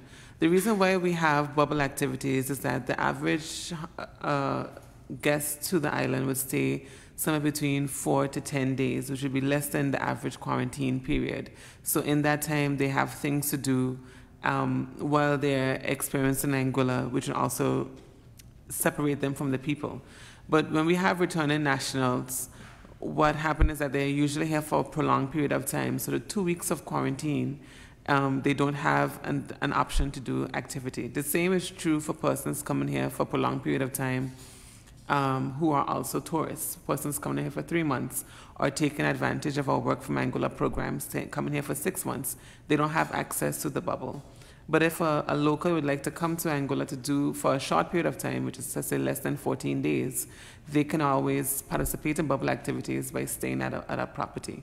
The reason why that's important is that we do not have the capacity to monitor persons outside of structure. So we don't have the capacity to manage the person staying at their home in Island Harbor and the home in West End who said they're going to participate in bubble activities. But when we have hotel structures, we have a structured reporting system where we know where these persons are, and we're confident that they're utilizing bubble activities, and there are different safeguards in that process, which is why they have that experience at the hotels and Airbnbs, and you will not have that experience at home. To that, we really want to ask persons to be patient as well, because what we have found in our other jurisdictions is that the locals are the ones who have taken COVID into the community, you know, and so we don't want to repeat those mistakes. We are not saying that locals are irresponsible everywhere, but at the same time, when you come to Anguilla, you have your friends and your family, and you want to sneak a chance, you know, and sometimes that sneaking of a chance can really shut down everything for us. So we're asking for patience as we go through this period. It's not going to last forever, hopefully, in the future. And I just want to say that with the vaccine, you know, we can get there. But I also want to say that the vaccine is not mandatory. I notice a lot of people are asking that question, whether or not the vaccine is mandatory. And it won't be mandatory. You know, it'll be a free choice. But we're just urging everyone to take the vaccine so we can get to that place where we can have open borders once again. Not necessarily just us, but across the world. This is a goal of the entire world to get to 75 to 80% penetration of the vaccine, so that you'll have herd immunity, so we can get back to a normal state in the very near future. I know we talk about a lot of things, and we spoke about certain marginal increases to water and ASPA, and I've not heard any questions about that. And I would urge people to ask these questions, because we see and we hear a lot of chatter, but when we have these press conferences, the questions are not asked. So I'm urging you, if you have any questions on anything that we have said, to please ask those questions, and not ask those questions on other media other than this opportunity to ask those questions directly to those persons who make these decisions. Okay, I have my own personal question. However, Lloyd just gave me his phone. There's a question online that asks if locals can have a reduced quarantine time of 10 days or less if they have their own homes. Well, it depends on where you're coming from. If you're coming from a low prevalence area, you will quarantine for up to 10 days. If you're coming from a high prevalence area, more than 0.02%, then you will have to quarantine for 14 days. The science is proven, and I just want us to recognize that what we have been doing since March, April is working. And why would you want to change something that is keeping the community safe? We have been able to safely have a phase 1, and then on November the 1st, we had phase 2. And we have been vigilant. We've had persons that have submitted negative PCR tests on day 3 to day 5 before coming to Anguilla, and come to Anguilla, and they have been caught on arrival. I'm not saying that if they presented fake tests, but we have been doing such a tremendous job that we've been able to find this out and safely isolate these people. So why would we want to change something that has been obviously working, where we can sit here in this room where no one has to wear a mask? And sometimes when I see some of us reveling in certain areas, and I see persons who don't understand that we are living in a COVID-free environment, saying, where are the masks? Why are you doing these things? Because now you can spread COVID among the community. You can't spread COVID if no one has COVID. But if you have someone that somehow, some way, we relax our protocols, and someone who has COVID, they may have tested negative on arrival, but they may still have COVID. And then we give them just 7 days quarantine. And they come out on day 7, and then on day 8, they start to spread COVID, and we can't trace it. We have seen instances, even in Anguilla, where a family came in and they were isolated, basically, they were in a bubble. And on day 7, when they were about to leave and they had to take a PCR test in order to travel, one person showed up with COVID at day 7. So we have to be vigilant. People have to understand that the protocols are in there to protect all of us. And so we have to continue on that vein. My question was for Mrs. Gomes, Marie. You mentioned the numbers, 3,000 to 4,000 during November, December, the festive season. How would you describe the numbers during that time? Are you pleased with what you're seeing, and what are the numbers post-festival? And are there plans perhaps to extend our tourism season? We know COVID has impacted many economies, but what about the Latin American market? Are there plans to even activate that sector? Okay, so that's two questions. So hopefully, if I miss one, just let me know. When people ask me about whether or not I believe the season or the festive season was successful, I tell them, going back to why we reopened, that's how we measure success. So I don't look at the numbers, but I look at the fact that there are more Anguillians that are now out who have jobs, who can go to jobs every day, even though they are reduced numbers, perhaps, or reduced hours. That is what success looks like to me. So the ability to have more persons going back out to work off of the government of assistance, not because it is a burden to us, but then they have more access to their own finances. I know that during the 6 months, we had water not cutting persons. We had moratoriums on banks. We had Anguilla not cutting persons. But now they are starting to say that they can no longer maintain not having to collect anything. So just the knowledge of knowing that there are Anguillians who otherwise would not have had access to work are now back at work. That is what success looks like to me. So when I look at the numbers, and I think about success, I think about the fact that we've had in the thousands and only had less than 20 cases of positive persons on island. And that's what I think of as a good measure, because we've had persons who would have applied to come to Anguilla, and when they send their PCR tests, it is either not up to the standard that we're looking for, or they found out even that they didn't know that because most of the cases we've had would have been asymptomatic. So persons would not have even known that they had the virus, and because of that process found out, and were not even allowed entry to Anguilla. So, the process, and that I would say that is successful, although the most success would have been zero. But, the fact that we've been able to catch them and keep them away from the community is what I consider to be a success. Looking into the future of how the numbers are looking, what we have right now is what people refer to in the industry as revenge travel. So persons are tired of being locked down, they're tired of living in a restricted lifestyle, and they just want to be able, at the drop of a pin, to say, you know what, I want to get out and I want to go. So what we've had to do is use our forecasting based on the traveling patterns of the persons during festive. So one hotel will tell you that within a week, they went from 30% to 80%. And that's not heard of in the industry, because this industry thrives on forecasting. Because when you plan your vacation, you know that you're going to Anguilla from April for December. But now it's a difference in style, and we wonder if that would change the ability to forecast in general, because persons are now just opting to say, this place doesn't have COVID. It's so easy to get there. I do a test, I pay a small fee, and I'm in a safe environment. Because what you also find is that the industry rewards countries that prioritize safety. No one wants to travel to a place where they can possibly contract coronavirus, the COVID-19 coronavirus. They are looking at our protocols and saying, this place values the safety of their people, and this place also values my safety. So we are being rewarded in the industry as persons are looking for safer places to travel. As it relates to extending and expanding where we're going in terms of marketing, you have the director next to you, and she would be able to tell you a little bit more about that. But one of the things that we're looking at is ensuring that we utilize this data and make sure that our marketing is going in the best place, because never before have we had such intimate data. We know exactly where our travelers are coming from. And what's interesting about this season is that we have a lot of first-time visitors to Anguilla.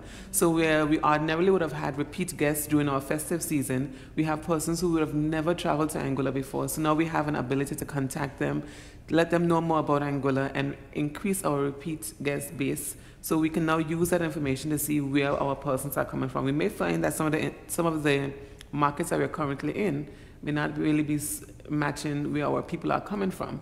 So we're using this information to guide how we manage our marketing going forward.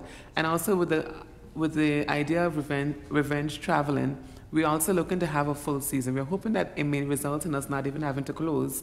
And the director is shaking her head because she knows that one of the things that we're looking forward to right now is seeing how our marketing can be expanded to also encourage travel during what would ordinarily be considered our low season, because we have the interest, we have persons actively looking for places to travel. So we are trying our best to have Anguilla top of mind, top of the line, and just our protocols being understood as something that will protect the traveler and our people.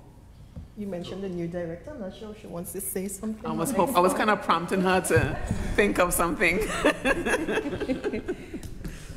Thank you. I think expanding the season will be defined by the demand and also by our stakeholders, whether or not that's going to be possible for us to move forward. We're definitely getting inquiries. I'm not sure if it's enough at this moment that will sustain us opening for September and October.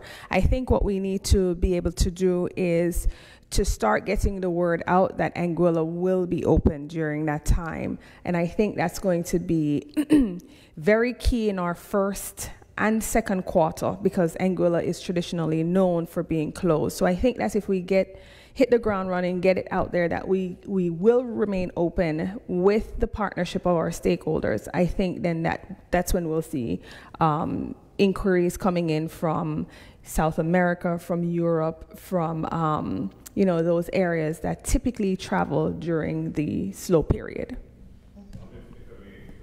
The parliamentary secretary spoke to the marketing efforts and so forth, right? What we've found, and she said it already, that there's a lot of first-time travelers to Anguilla, and that is very important, because I've always said once someone comes to Anguilla, we got him.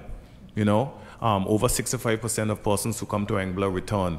So all of these new travelers to Anguilla, I'm very certain that a significant majority of them will return, so we'll have a lot of demand.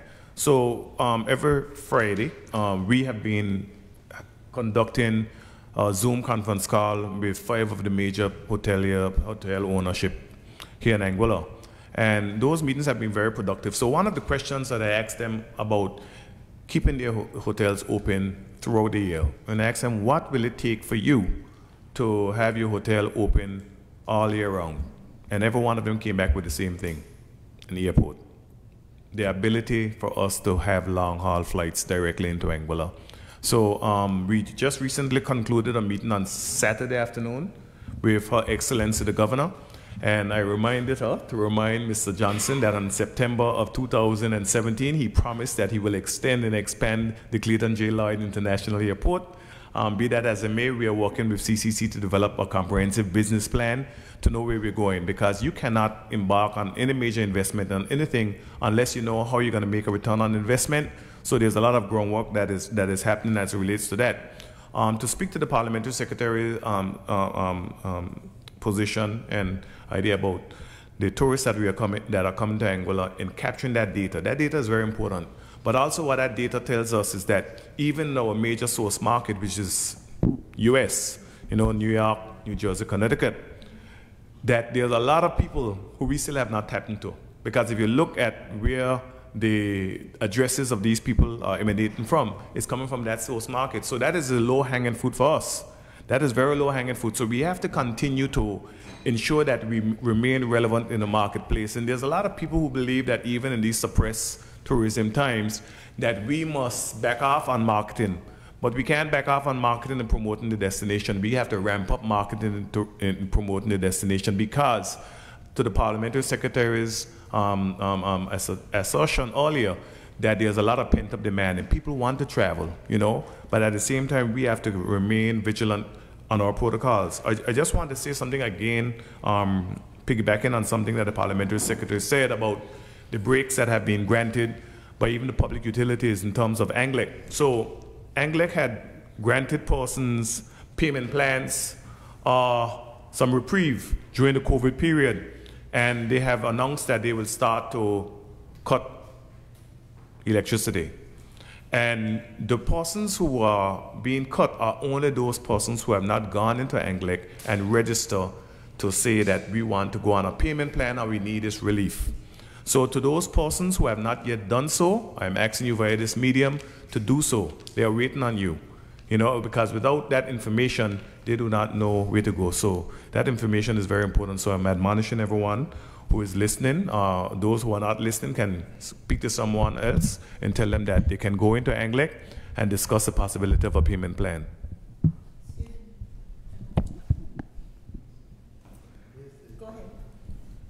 I have a question for you, Parliamentary Secretary.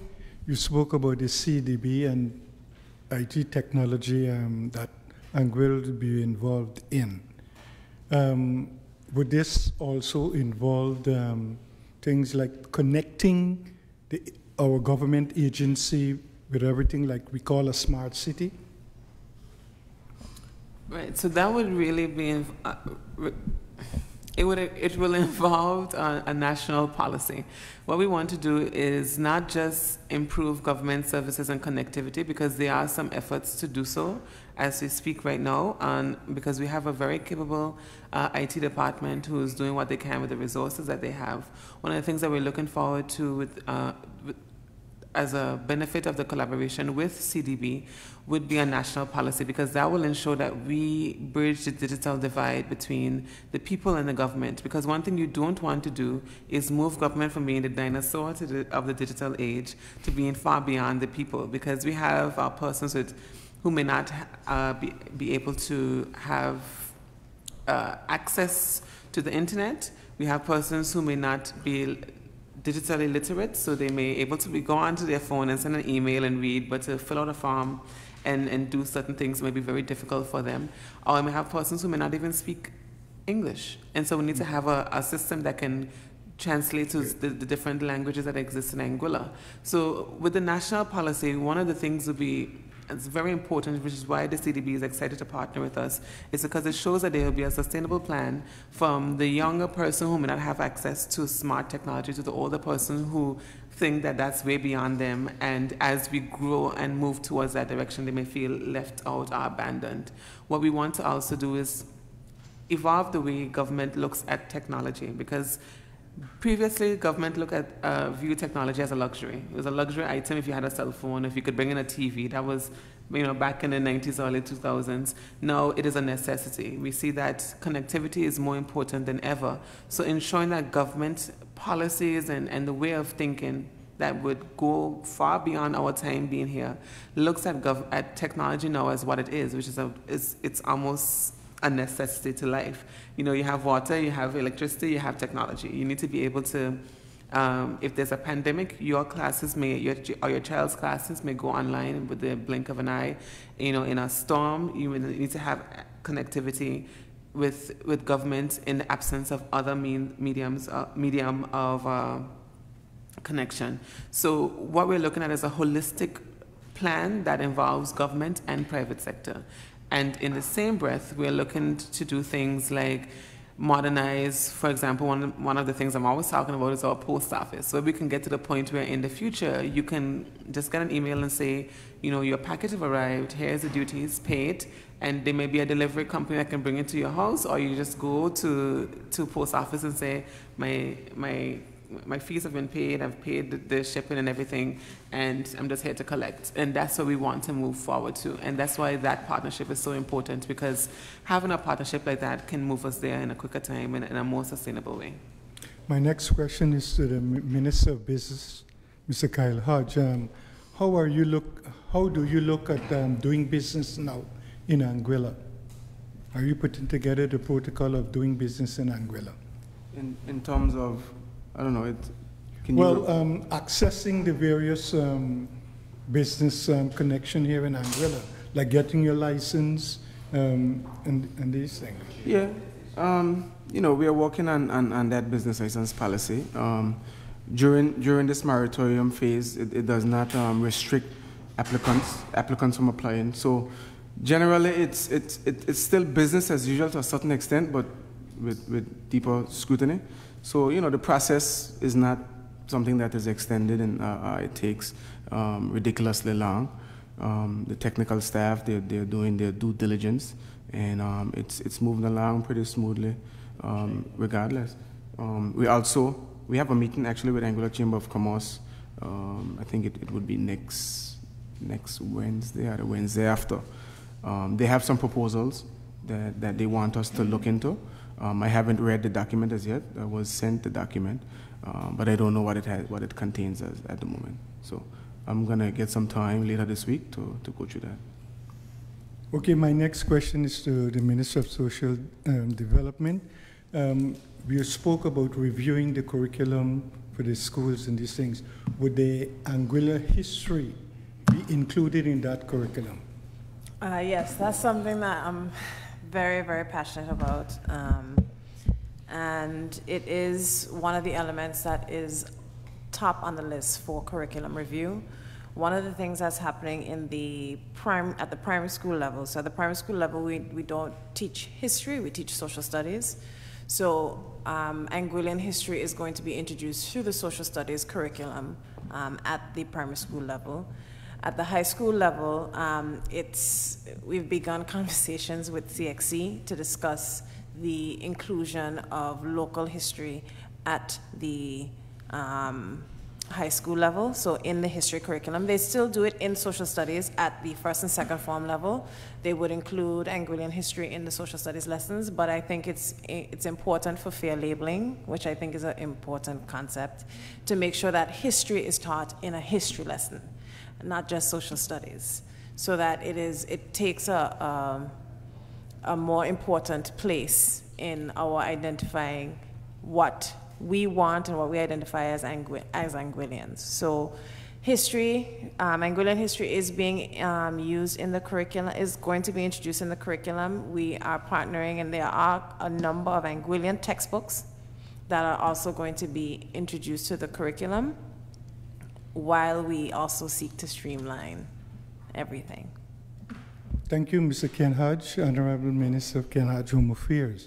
I know you mentioned something about in the area of growing this population, but is there a strategic plan that you have, this government have, in going forward to growing this population, Anguilla population? Yes, certainly. We are looking at encouraging Anguillians living overseas to return home. We are looking at those persons who have lived and worked here for upwards of 8, 9, 10 years.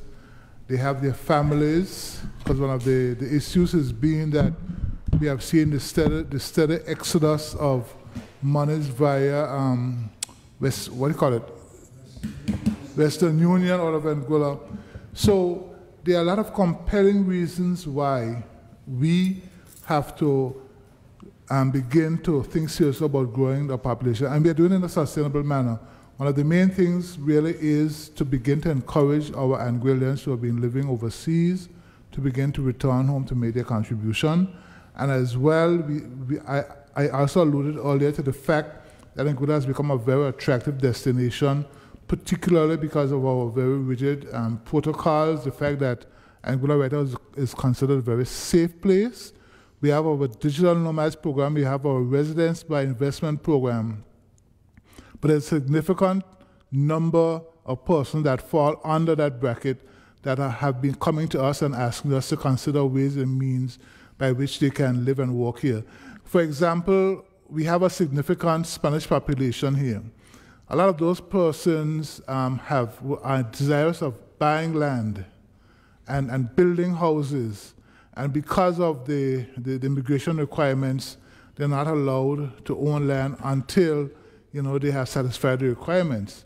And in one case, they have actually gotten others to help them to buy land in their name and so forth. So we want to begin to really see how we can help this sector of our population. There are a significant number of those persons living here. So to answer your question directly, yes, we are looking about it in a sustained manner, but we recognize the need to begin the conversation and to develop the policies that will streamline and guide that process moving forward.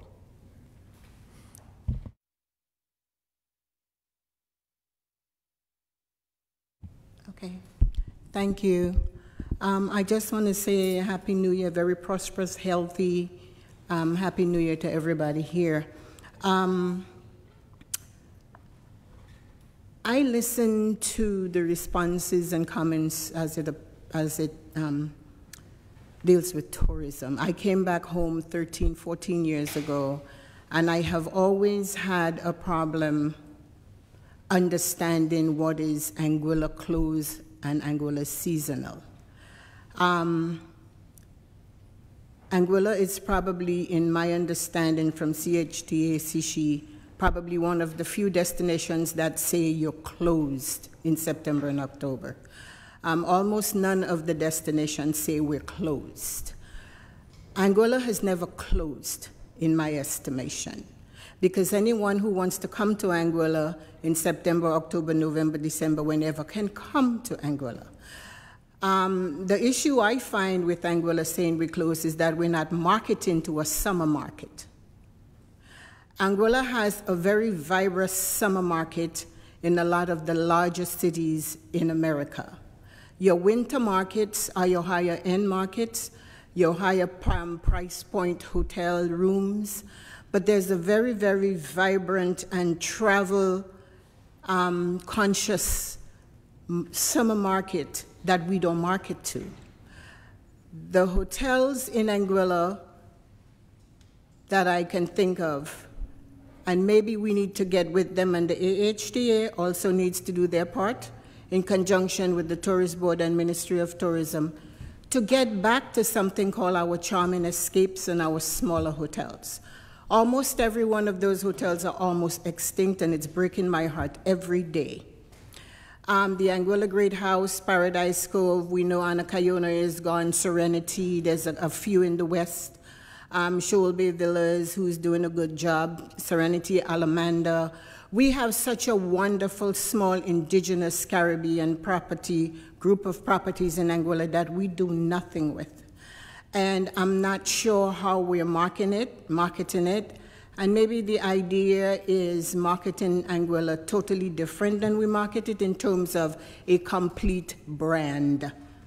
The other thing that has occurred to me from the time I came home 14 years ago to now, we have gone from private people owning the hotels to all brands in Anguilla.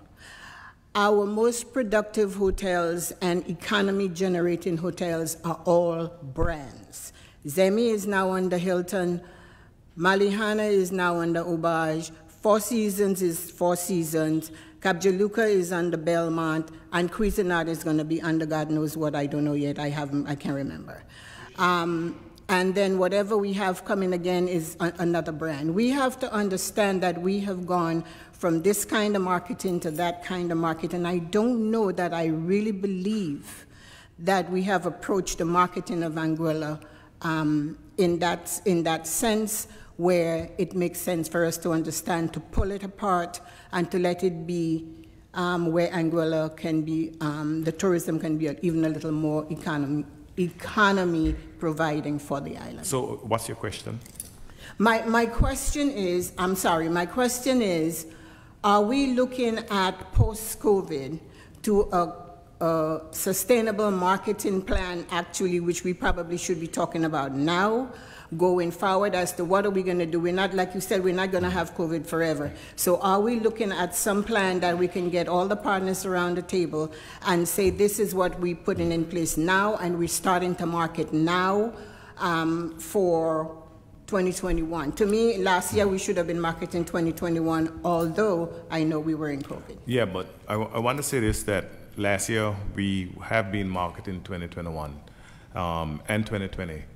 It was in June, I believe, of 2020, we unveiled our first phase of the marketing that will take into consideration the smaller properties and the villas.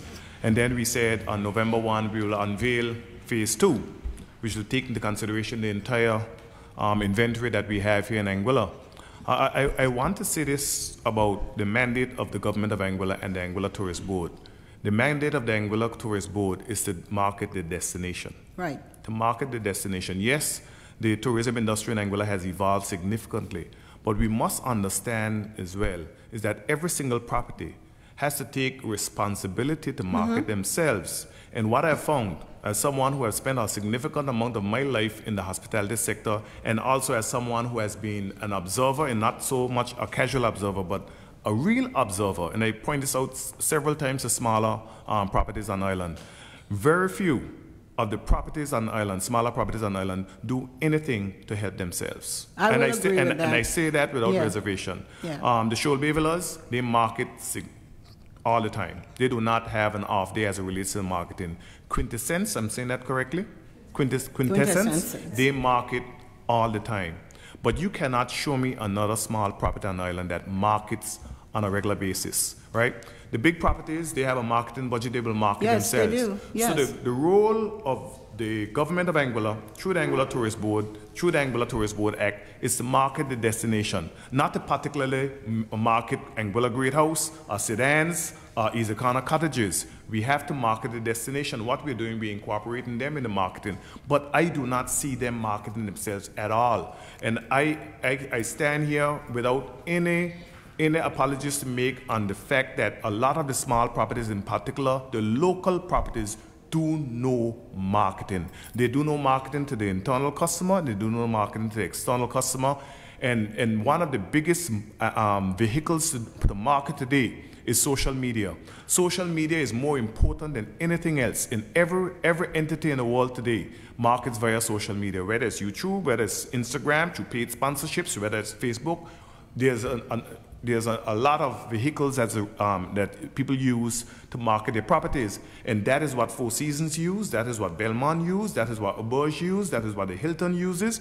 And that is what Shoal Bay Villas use, and that is what Quintessence, I always mess up the name, but Quintessence use. And I see other segments of our hospitality product doing it. I see regularly, whenever I go on social media, I see Straw Hat popping up, and I see Blanchers popping up, and I see these entities, and I see Tastes popping up. So my point is that, yes, we will market the destination, but every single property must also take it upon themselves to market themselves, because in some instances, these vehicles are free. And we need to have that conversation, and we have been having that conversation. Just recently, we met, the Parliamentary Secretary and I met with yourself and other members of the Anguilla Hotel and Tourism Association to discuss where we would like to go and where we will continue to go. But yes, it has to evolve, and I will agree to the point that about closing. Remember, prior to 1995, we never closed. Hurricanes have caused us to close. But when we had discussions with the Zemi Beach back in 2015 when they were looking to open that hotel in 2016. As the parliamentary secretary at that time, I admonished them to open year-round. I said they will create a buzz around the island and so forth because you have that. And they did. In 2016, they opened for the entire year, and in 2017, they were open. They were almost filled to capacity when Hurricane Irma came, and they were able to evacuate everyone. So that was the first step. Now, I agree with you, Gilda, that Anguilla doesn't close. And we will not, this team will not market Anguilla as a closed destination. So we will continue to market and promote and reach out to those low-hanging fruit, and hopefully we'll get to the point where people can run over from St. Martin and spend some time in our hotels, in our villas, our Airbnbs, because we have a lot of product. But everybody at the same time must take responsibility and market themselves. Okay, I will totally agree with you in terms of the smaller properties. I sit in the chair as CEO of the Anguilla Hotel and Tourism Association, and let me tell you, it is not always a comfortable seat. However, what I think, and maybe what I'm asking, is what can the Anguilla Hotel and Tourism Association, the Ministry of Tourism, and Quincy, I love you dearly. I just want to put that out there for a lot of reasons. And the Anguilla Tourist Board, what can we get together? I am not saying, and this is probably my question, the smaller hotels are challenged in terms of their budget, in terms of how much money coming in, and they are not quite educated enough, I don't find, as to how they can focus on their particular target in their markets. What can we now do to get them together? Where do we come in to get them together to assist them in trying to do it? To me, it's like a business in Anguilla. But that is what I'm asking. What can we do to help them? Because they do need help. They need help. And I'm not saying, Hayden, you're singing my song for 14 years. Some of them don't even have a website. Why you don't have a website? I know that. But what I'm saying is, what can we do that's low-hanging fruit to bring them together? Because when you take out the larger hotels, if you take out the larger properties, that's all we have in Anguilla. Anguilla does not have a very large pool of hotels. Even our Airbnbs, even the Airbnbs. To me, everything that's open, that's an accommodation sector, is money for Anguilla. And it's an opportunity, and it widens the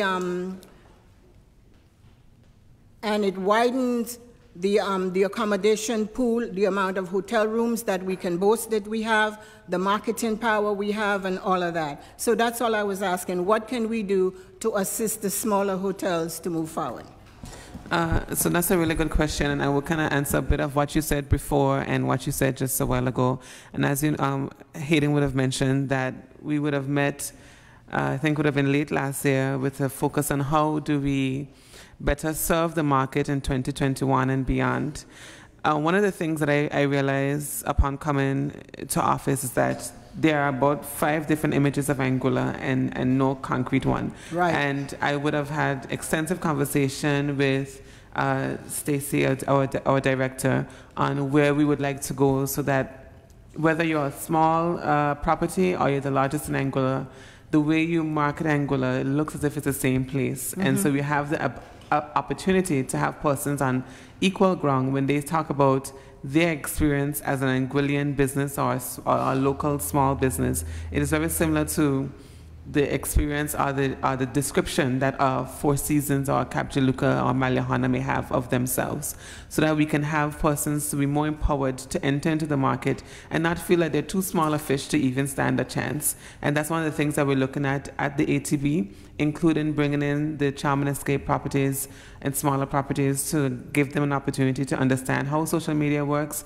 and also perhaps banding together and marketing as one, so that they can use the collective marketing power to go out to the market and make their case for themselves, so that when we are at our slower seasons, that they can be the shining stars of those slower seasons. So that is very high on our director's to-do list. And it's a very long list, but it's very high on that. And one of the other things I'm hoping that the next time we have a press conference, outside of government's press conference, it would be a tourism press conference. We're looking at ways to rebrand and solidify our place in the market. Anguilla has so much more to offer. We are home to the best beaches, yes, and that's one of the things that's easy to say, but we are home to the most resilient people, and that's something that we should market. We are home to some of the best chefs in the world, and that's something that should be put out there even more.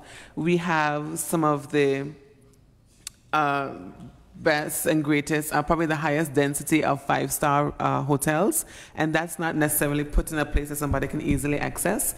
We don't talk enough about our middle properties, and so what happened is that the image of Anguilla that's out there is really the image that the larger properties may have of Anguilla, not that we may have of ourselves. So we are trying to take advantage, and we are trying to take power, I should say, and take power of the narrative of what Anguilla is, so that it doesn't only represent the big 5 or the big 4, but represent all that Anguilla has to offer in a more holistic sense. Because at the end of the day, if these 5 persons were to, properties were to leave market, we still have a very strong market, and we're not tapping on them enough. So that's really where we're going to be. And you know, my hope is for the AHTA, Ministry of Tourism and ATB, to work very closely this year, so that we can improve the way we do business in general, but also to improve our resiliency. In times like these, tourism is always the first to get the major blow. So we need to increase our ability to bounce back. And that's something that we probably have to talk about more offline. But that's our aspirations for tourism beyond 2021.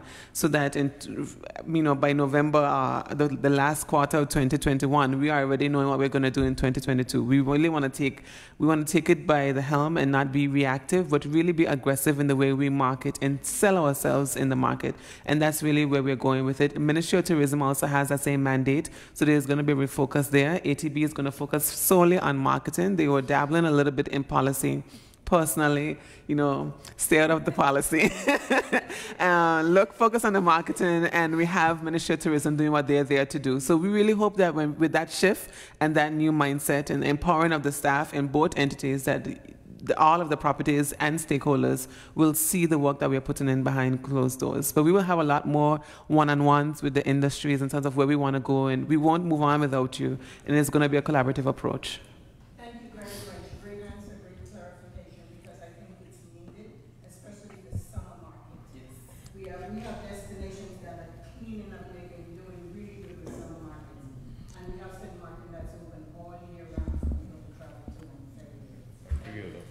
Thank you, Ms. Gilder, and thanks everyone. It's getting close to, we've been going for about 2.5 hours almost. So I'm going to allow 2 more questions, and then I know that the chair of the Water Authority wanted to make a comment. So let's go with Felicia, then Lloyd, and then we go. In the interest of time, I'm just going to ask my one question that I wanted to get clarity on. I stepped out for a few minutes because I was blocking someone. So Mr. Hodge, I'm not sure if you answered this question, perhaps, or some sort, because I walked in when you were talking on fisheries, but just for my clarification and understanding on the offshore fisheries sector. I just wanted to get greater understanding on that, because I know that we do have fishers from St. Martin fishing our waters that have been happening from decades. And I know even to this day, there are still issues concerning that particular area in terms of maybe even how we go about pricing for fishers from St. Martin in terms of business, licensing their boats. But I just want to understand in terms of the offshore the fishery sector that you mentioned, will this expand to include fishers from BVI, the region? How would that work for us here? Yes, thank you for the question. Yeah, as it relates to the fishers from St. Martin, what they currently do is they come into our waters, and we have no mechanism to monitor what their catch is. So they enter our waters, and then they return to St. Martin, and we have no clue. We have no idea on the quota of fish. We have no idea on the species of fish. The difference with this new offshore fishing regime that we're working on is that vessels will come, but when they fish, they will come back to our port so that we can see the quota, we can see the species, we can collect data, and then based on that data, based on the weight, based on the amount of fish they have, we charge an export tax. Because when you're taking fish out of our water, it's something that you're exporting.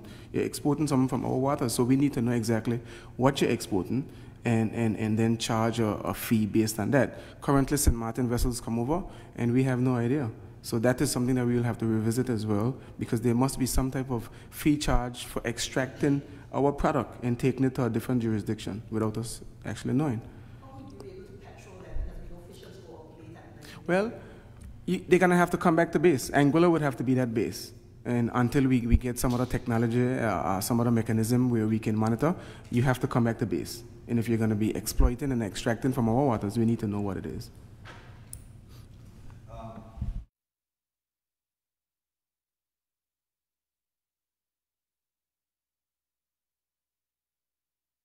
The chairman of the Water Corporation, we were told earlier in reference to rates that the Water Corporation would have an increase in rate. What is the increase like compared to what it is now? The increase is 1.8 cents a gallon. Currently, the water rates are in tiers, where the first 1,000 gallons is priced at 2.3 cents a gallon. The second tier is 8.9 or 8.8 cents a gallon. The third tier is, it goes up 10 cents to 12 cents.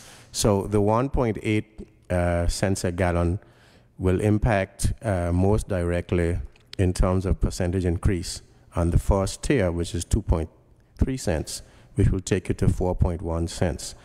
What that will mean is that right now, if you use 1,000 gallons, you'll pay $73, and if you with the new tariff, you would pay $91. The problem is the Water Corporation does not have the resources to fulfill its mandate properly. The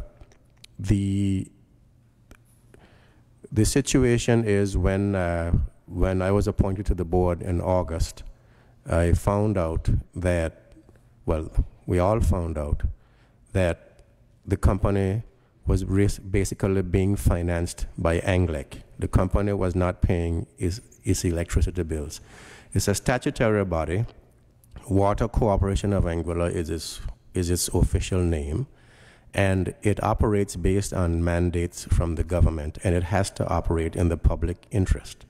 And it was not able to pay its electricity bills for quite a long time. As the minister said, the arrears were up to some $11 million, and they're probably around $13 million now.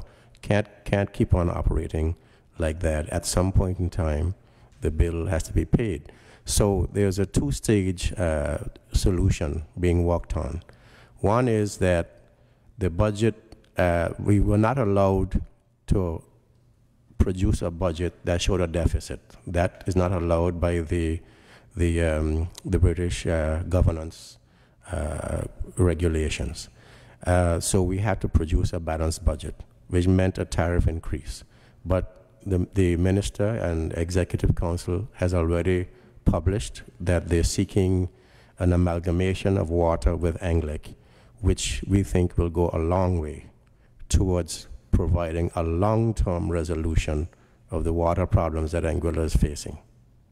I have a next quick question. I think this would be to ASPA. I'm told too that there are rates going to be implemented, and the question is what the fees are like, and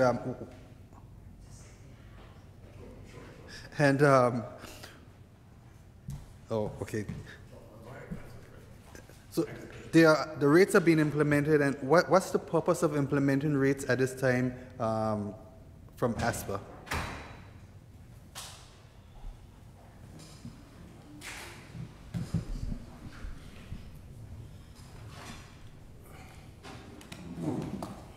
All right, sorry. Good afternoon to everybody. Mr. Lloyd, just go ahead over those questions again, please.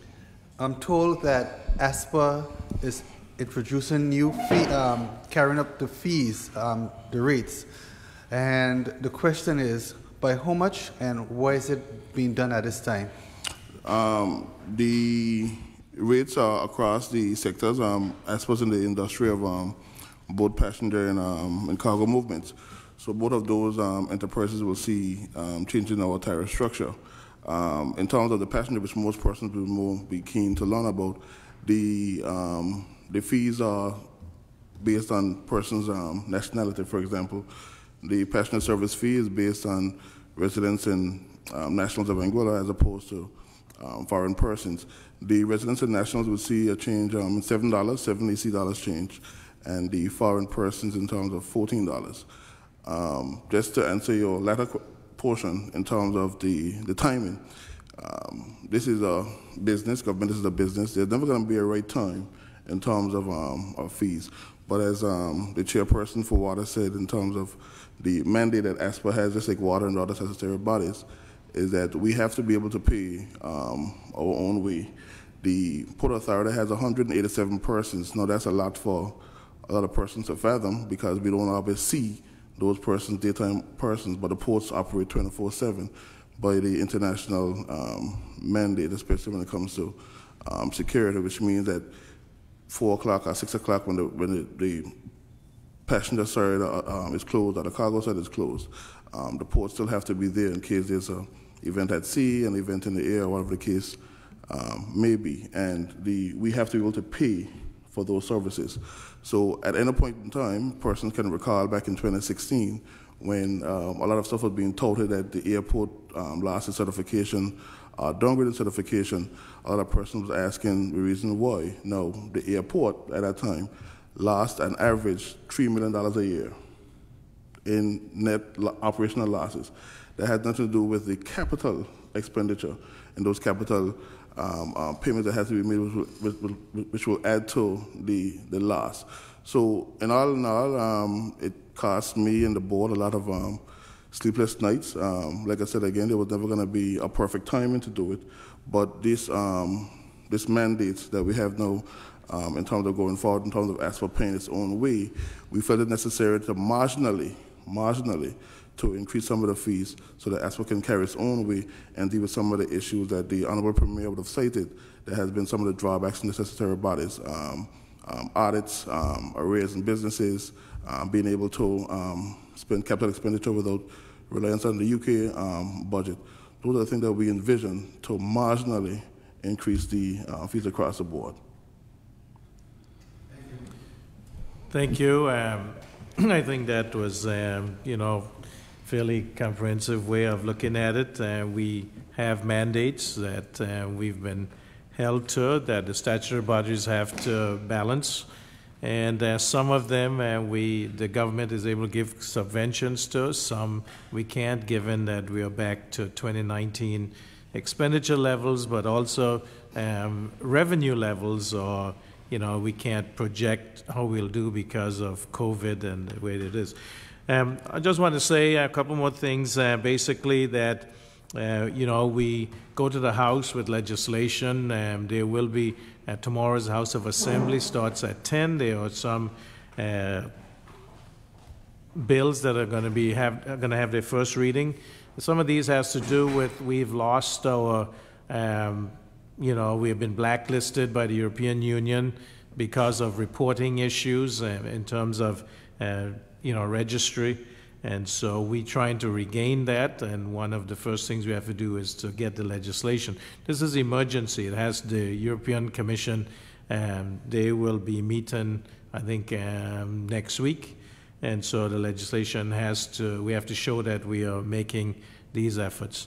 There's also going to be some legislation in terms of petroleum levy, and that will be on the two companies that import petroleum.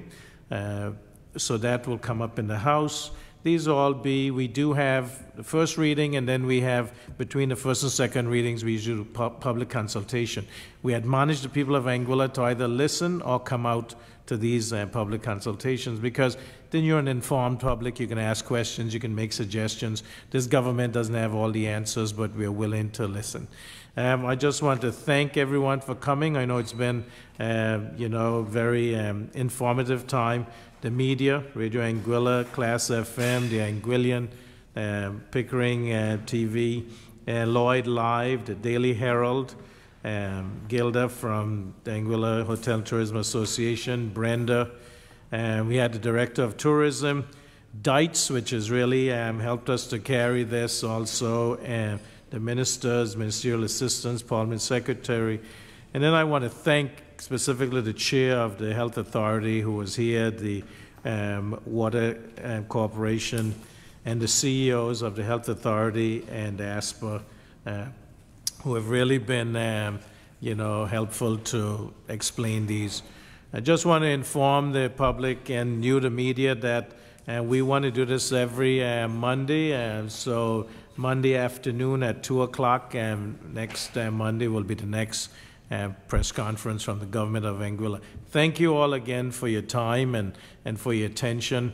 And I do look forward to continue to inform the public and let you know that we are accessible. If you have questions, call us.